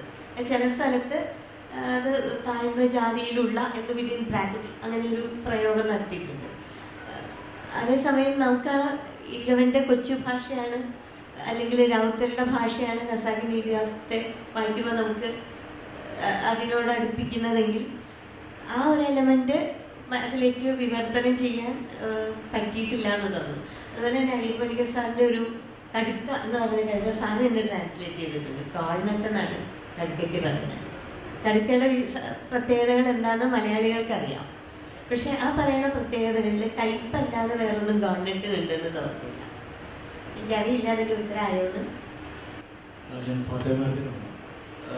നമ്മളിപ്പോൾ നമ്മൾ ഇവിടെ ഇംഗ്ലീഷിൽ ട്രാൻസ്ലേറ്റ് ചെയ്യണം ബുക്സൊക്കെ ഈ ഇന്ത്യൻ ഡയസ്പോറ മാത്രമേ വായിക്കുള്ളൂ. ഒരു കാര്യമില്ല. അത് മാത്രമല്ല, ഇപ്പോൾ അവിടുത്തെ പുസ്തകങ്ങൾ നമ്മളിപ്പോൾ ലവ് ക്യാപിറ്റലാണ് ഏറ്റവും കൂടുതൽ വിറ്റ് തരുന്നത് ശരിയായിരിക്കും ഉപയോഗിക്കുക. പിന്നെ മാഡം പറഞ്ഞാൽ ഫീസ്റ്റ് ഓഫ് ഗോഡ്, അതൊക്കെ എത്ര 100 years ഓൾറെഡി ഇഷ്ടംമാതിരി വിൽക്കപ്പെട്ടു. പക്ഷേ നമ്മൾ ഇവിടുന്ന് ഇപ്പോൾ മാഡം ഡൽഹി സോളിലൊക്കെ ശരിക്കും ഇറ്റ്സ് എ ബ്യൂട്ടിഫുൾ ബുക്ക്. അതൊന്നും അതൊക്കെ എത്രത്തോളം പേര് നോൺ ഇന്ത്യൻസ് നമ്മൾ അവരിവിടെയുള്ള ആക്സെപ്റ്റിവിറ്റി പോലെ നമ്മൾ അവിടുത്തെ ആക്സെപ്റ്റിവിറ്റി ഉണ്ടോ? ദാറ്റ് ഷോസ് ദാറ്റ് ഇപ്പോൾ ഗീതാചരിശ്രീയുടെ ഒരു ഓർഡിനറി ബുക്ക്, കോൺഫിഡൻസ് ഓർഡിനറി, അതിൻ്റെ ബുക്കിൽ കിട്ടുമെങ്കിൽ എന്നൊരു ഡൽഹി സോളിലൊക്കെ ഒബുസ്റ്റാഷനോ കിട്ടില്ല. അതൊരു ലോബിങ്ങിൻ്റെ പ്രശ്നമുണ്ടോ അതോ വാട്ട് ഇസ് ഹാപ്പനിങ് ആക്ച്വലി? അത് അങ്ങനെ സംഭവിക്കുന്നുണ്ടോ? ആ ഒരു എനിക്ക് തോന്നുന്നത് അവിടെ നിന്ന് വായിക്കപ്പോൾ എൻ്റെ ലോകത്തിൻ്റെ ഫ്രണ്ട്സ് അമേരിക്കയിൽ അവർ കേട്ടിട്ട് പോലുമില്ല, ഈ മലയാളികളാണ്. അപ്പോൾ എന്താ സംഭവിക്കുന്നത്? ശരി, ഇപ്പോൾ ഗീതാചരിശ്രീക്കോ അല്ലെങ്കിൽ അവനി ദേശായി അവർക്ക് രണ്ടുപേരും കിട്ടിയ ഒരു ആക്സെപ്റ്റബിലിറ്റി ഈ ബുക്ക് പ്രൈസ് അത് കിട്ടിയ ആക്സിഡൻറ്റ് എന്നത് കിട്ടിയില്ലായിരുന്നു. ലോബിങ്ങിൻ്റെ പ്രോബ്ലം. അതൊരു ആഗോള പൊളിറ്റീഷ്യൻ, നേരത്തെ ഞാൻ പറഞ്ഞതുപോലെ ട്രാൻസ്ലേഷണൽ ഡിസ്കോഴ്സിൻ്റെ കൂടി ഭാഗമാണ്. ആരാണ് തീരുമാനിക്കുന്നത് ഏത് ഭാഷയിൽ നിന്ന് എവിടെ ആരാണ് പബ്ലിഷ് ചെയ്യുന്നത്, എവിടെയാണ് പബ്ലിഷ് ചെയ്യുന്നത് എന്നുള്ളത്. അപ്പം നമ്മൾ ലോകത്തിലെ എത്രയോ മൈനർ ഭാഷകളിൽ ഒന്നായി നമ്മളെ കണക്കാക്കുള്ളൂ. തീർച്ചയായും ഇതുവരെ നമുക്ക് നമ്മളെ മലയാള ഭാഷ ഒരു ഇംഗ്ലീഷ് ട്രാൻസ്ലേറ്റർ എന്നുള്ള രീതിയിൽ ഞാൻ എപ്പോഴും കേൾക്കുന്ന ഞാൻ അഭിമുഖീകരിക്കേണ്ടി വരുന്ന ഒരു ചോദ്യമാണ് മലയാളം ട്രാൻസ്ലേഷൻ്റെ ആഗോള കാലം അല്ലെങ്കിൽ ഒരു ഗ്ലോബൽ എൻട്രൻസിൻ്റെ കാലം, പ്രസൻസിൻ്റെ കാലമായോന്നുള്ളത്. അതൊന്നും ആയിട്ടില്ല. സത്യത്തിൽ ആഷർ ചെയ്തതുകൊണ്ട് എഡിൻബറ യൂണിവേഴ്സിറ്റിയിലോ അല്ലെങ്കിൽ യൂണിവേഴ്സിറ്റികളുടെ ഭാഗമായോ ബഷീർ വന്നിട്ടുണ്ടാവും, ബഷീറിൻ്റെ ട്രാൻസ്ലേഷൻസ് വന്നിട്ടുണ്ടാവും. പക്ഷേ പൊതു വായനക്കാരുടെ ഇടയിൽ എത്തിയിട്ടുണ്ടോ എന്ന് ചോദിച്ചാൽ തീർച്ചയായും ഇല്ല എന്ന് നമുക്ക് പറയേണ്ടി വരും. പിന്നെ ആകെ 4 പുസ്തകം, ഞാൻ തന്നെ ഇപ്പോൾ അറിയുന്നത് ജയശ്രീ പറഞ്ഞു, ജയശ്രീ കളത്തിലൂടെ ഈ അടുത്തൊരു സംവാദം ഉണ്ടായിരുന്നു ഞങ്ങൾ രണ്ടുപേരും കൂടെ. അപ്പോൾ അതിൽ ജയശ്രീ പറയുന്നത് 4 പുസ്തകം, ഞാൻ അറിഞ്ഞത് അപ്പാണ്.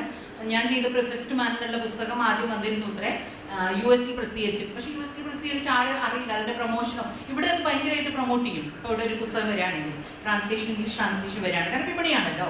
അല്ലാതെ പിന്നെ ട്രാൻസ്ലേഷൻ എനിക്ക് ഒന്ന് പബ്ലിഷേഴ്സ് ലക്ഷ്യം വെക്കുന്നതും പ്രൈസസിനൊക്കെ തന്നെയാണെന്ന് തോന്നുന്നു. ഇപ്പം നിലവിൽ ട്രാൻസ്ലേഷനിൻ്റെ വായനക്കാർ ആഗോള ഡയസ്പോറയല്ല നമ്മൾ ഉദ്ദേശിക്കുന്നത്. ഡയസ്പോറ വായിക്കണമെങ്കിൽ അല്ലെങ്കിൽ അവരുടെ പുസ്തകശാലകളിൽ നമ്മുടെ പുസ്തകങ്ങൾ വരണമെങ്കിൽ തീർച്ചയായും അവിടെ പബ്ലിഷ് ചെയ്യണം. അപ്പോൾ അവിടെ പബ്ലിഷ് ചെയ്തത് 4 പുസ്തകങ്ങൾ മാത്രമേ ഈ 2010 മുതൽ വന്നിട്ടുള്ളൂ. സത്യം പറയാന്ന് വെച്ചാൽ അത് ജയശ്രീ കളത്തിൻ്റെ 2 പുസ്തകം, പിന്നെ ഈ പ്രൊഫസർ മാൻ, പിന്നെ ഒരു പുസ്തകം കൂടി അതൊന്നുകൂടി വന്നിട്ടുണ്ട്. അങ്ങനെ പുറത്ത് പബ്ലിഷ് ചെയ്ത് വന്നിട്ടില്ല. പുറത്തുള്ള പബ്ലിഷേഴ്സ് വന്ന് എടുക്കുകയാണെങ്കിൽ മാത്രമേ, കാരണം പബ്ലിഷിംഗ് ലോസ് ഉണ്ടല്ലോ, കോപ്പിറൈറ്റ് ഇഷ്യൂസ് ഉണ്ടല്ലോ. ഇപ്പോൾ സൗത്ത് ഏഷ്യൻ വോളിയം ഉള്ളത് തീർച്ചയായിട്ടും US UK ചെയ്യാൻ പറ്റില്ല. പിന്നെ അവർ ഇൻസുലറാണ്, മോണോകൾച്ചറലായിട്ടുള്ള ഒരു ഇൻസുലറാണ്. UK ട്രാൻസ്ലേഷൻ വായനയൊന്നും കുറേ ഉണ്ടായിരുന്നില്ല. പക്ഷേ ഇപ്പോൾ നന്നായി ഇൻക്രീസ് ചെയ്തിട്ടുണ്ട്. യൂറോപ്യൻ ഭാഷകൾ തീർച്ചയായും യൂറോപ്പാണ് നമുക്കൊരു നല്ലൊരു വിപണിപരമായി നമ്മൾ ചിന്തിക്കുകയാണ്. വായനാ വിപണിക്ക് ആലോചിക്കുകയാണെങ്കിൽ തീർച്ചയായും യൂറോപ്പായിരിക്കും. കാരണം യൂറോപ്പിൽ ഓൾറെഡി പലയിടത്തും 50%ഓളം സാച്ചുറേഷൻ, പുസ്തകം വിറ്റുപോകുന്ന പുസ്തകങ്ങൾ 50%-എങ്കിലും ട്രാൻസ്ലേഷൻസ്. പക്ഷേ യൂറോപ്പിനുള്ളിലുണ്ട്. പിന്നെ ഉണ്ട് ജാപ്പനീസ്, അങ്ങനെയൊക്കെ കുറച്ചൊക്കെ ഉണ്ട്. ലോബിങ് ഒന്നും ആണെന്ന് എനിക്ക് തോന്നുന്നില്ല. അത് നമ്മളുണ്ട് ഇതുപോലെ അറിയുന്നുണ്ടാവില്ല സാർ, അതാണ് സത്യം. നമ്മൾ പിന്നെ നമ്മളുടെ വിവർത്തന ട്രഡീഷൻ ഉണ്ടായിരുന്നത് കൊണ്ട്, നമുക്ക് അങ്ങനെ ഒരു സംസ്കാരം ആയതുകൊണ്ട് നമ്മൾ വിവർത്തനങ്ങൾ നമ്മൾ സ്വീകരിച്ച് തനതാക്കിയിരുന്നു. വിവർത്തനം എന്ന് പറയുന്നത് ഇപ്പം നേരിട്ടല്ലല്ലോ, ഒരു ഇംഗ്ലീഷ് ഭാഷയിൽ നിന്ന് വിവർത്തനം, അതായത് ഭാഷയിൽ മറ്റൊരു ഭാഷയിൽ കടന്നുപോയി വിവർത്തനം വരുമ്പോൾ ആ വിവർത്തനത്തിന് ഒരു നേരിട്ടുള്ള അനുഭവം ഉണ്ടാവാതെ അതിൻ്റെ ചൂടും നഷ്ടപ്പെട്ടു പോകുന്ന അവസ്ഥ ഉണ്ടാവുന്നില്ല. പിന്നെ രണ്ടാമത് ഇവിടെ ഒരു പ്രശ്നം ചൂണ്ടിക്കാണിക്കുമെന്ന് വിചാരിച്ചതാണ്, പക്ഷേ അത് ഇതുവരെ ചൂണ്ടിക്കാണിച്ചില്ല. സാങ്കേതിക വിദ്യ വന്നുകൊണ്ടിരിക്കുകയാണ്. അപ്പോൾ സ്വാഭാവികമായിട്ടും ആ ഭാഷയിൽ നേരിട്ട് തന്നെ വിവർത്തനം വരുന്ന പ്രസാധകർക്ക് ഈ വിവർത്തകരുടെ സഹായമില്ലാതെ തന്നെ മുന്നോട്ട് പോകാൻ പറ്റുന്ന അവസ്ഥയുണ്ടല്ലോ. അത് നിങ്ങൾ എങ്ങനെയാണ് മറികടക്കാൻ പോകുന്നത്? വിവർത്തനത്തിന്റെ ചൂര് പോകുന്നില്ലേ മലയാളത്തിലേക്ക് വരുന്ന പുസ്തകങ്ങൾ? അതെനിക്കൊരു ചോദ്യം ചോദിക്കാനുള്ളൂ. പലപ്പോഴും ഈ ആകുലതകൾ നമുക്ക് ഉണ്ടാകുന്നത് നമ്മുടെ ഭാഷയിൽ നിന്ന് മറ്റൊരു ഭാഷയിലേക്ക് പോകുമ്പോഴാണ്. തമിഴിൽ ചൂര് പോയില്ലേ, അല്ലെങ്കിൽ ഇതിന്റെ രക്തം നഷ്ടപ്പെട്ടില്ലേ, മാംസം നഷ്ടപ്പെട്ടില്ലേ എന്നുള്ള രീതിയിലൊക്കെ നമ്മൾ ചോദിക്കും. പക്ഷെ തിരിച്ച് മലയാളത്തിലേക്ക് വരുന്ന പുസ്തകങ്ങളെ എത്രത്തോളം നീതി പുലർത്തിക്കൊണ്ടാണ്, സോഴ്സ് ടെക്സ്റ്റിനോട് നീതി പുലർത്തിക്കൊണ്ടാണെന്ന് നമ്മൾ അന്വേഷിക്കുന്നേ ഇല്ല. നമ്മളൊരു താരതമ്യം, പ്രത്യേകിച്ച് വിവർത്തനത്തിൽ താരതമ്യ പഠനങ്ങൾ നമ്മൾ നടത്തുന്നേ ഇല്ല. അങ്ങനെയുള്ള ഒരു മെറ്റാ കമന്ററി ഒന്നും നമ്മൾ നടത്തുന്നില്ല. ആ ചോദ്യം മാത്രമേ ഞാൻ കേട്ടിട്ടുള്ളൂ. മറ്റു ചോദ്യം, അതായത് ഇംഗ്ലീഷിൽ എഴുതുന്ന ട്രാൻസ്ലേറ്റേഴ്സ്ക്കാണ് ഈ പ്രശ്നം വരുന്നത്. ഇത് പല ലാംഗ്വേജ് ആയിരിക്കും, അത് ഫ്രാൻസ് ആയിരിക്കും, പാരീസ് ആയിരിക്കും, അങ്ങനെ അത് ഇംഗ്ലീഷിൽ വന്ന് മലയാളത്തിലേക്ക് വരുമ്പോഴോ എൻ്റെ തമിഴിലേക്ക് വരുമ്പോഴോ. പക്ഷേ മലയാളം ടു തെലുങ്ക് അറിയാവുന്ന തെലുങ്കും മലയാളം അറിയാവുന്ന ഒരു ട്രാൻസ്ലേറ്റർ ഡയറക്റ്റായിട്ട് തെലുങ്കിൽ നിന്ന് എടുക്കാൻ പറ്റും, അത് കുഴപ്പം വരില്ല. ഇംഗ്ലീഷിൽ നിന്ന് വരുമ്പോൾ അത് നിങ്ങൾ പറയുന്ന ഫ്രാൻസിൽ നിന്നാണോ അല്ലത് പോർച്ചുഗലിൽ നിന്നാണോ, അപ്പോൾ ആ ലാംഗ്വേജിൻ്റെ അത് ഇംഗ്ലീഷിൽ നിന്ന് തന്നെ വരണം. അതൊരു കുറ്റമായിട്ട് അല്ലെങ്കിൽ കുറവായിട്ട് കരുതേണ്ട ആവശ്യമില്ല. അതുമല്ല, നമ്മൾ പറയും പോലെ ഞങ്ങൾ മാക്സിമം നീതി പുലർത്തിക്കൊണ്ടാണ് ട്രാൻസ്ലേഷൻ ചെയ്തുകൊണ്ടിരിക്കുന്നത്. ലാർജ് ലാംഗ്വേജ് ലേണിംഗ് മോഡലിന്റെ കാലത്ത് പോലും ഇപ്പോഴും Google translator chat G P T കുറച്ചും കൂടി ബെറ്റർ ആണെന്ന്. പക്ഷെ ആർക്കാണ് chat G P T better? കുറേയും കൂടി ഹെജിമോണിക് ആയിട്ടുള്ള പൊസിഷനിലുള്ള കുറേയും കൂടി ലോകത്തുള്ള പലരും സംസാരിക്കുന്ന ഭാഷയിൽ, ഇപ്പോൾ ഫ്രഞ്ചിനൊക്കെ പറഞ്ഞതുപോലെ ഇംഗ്ലീഷിൽ പറഞ്ഞതുപോലെ ട്രാൻസ്ലേഷന് കുഴപ്പമില്ല.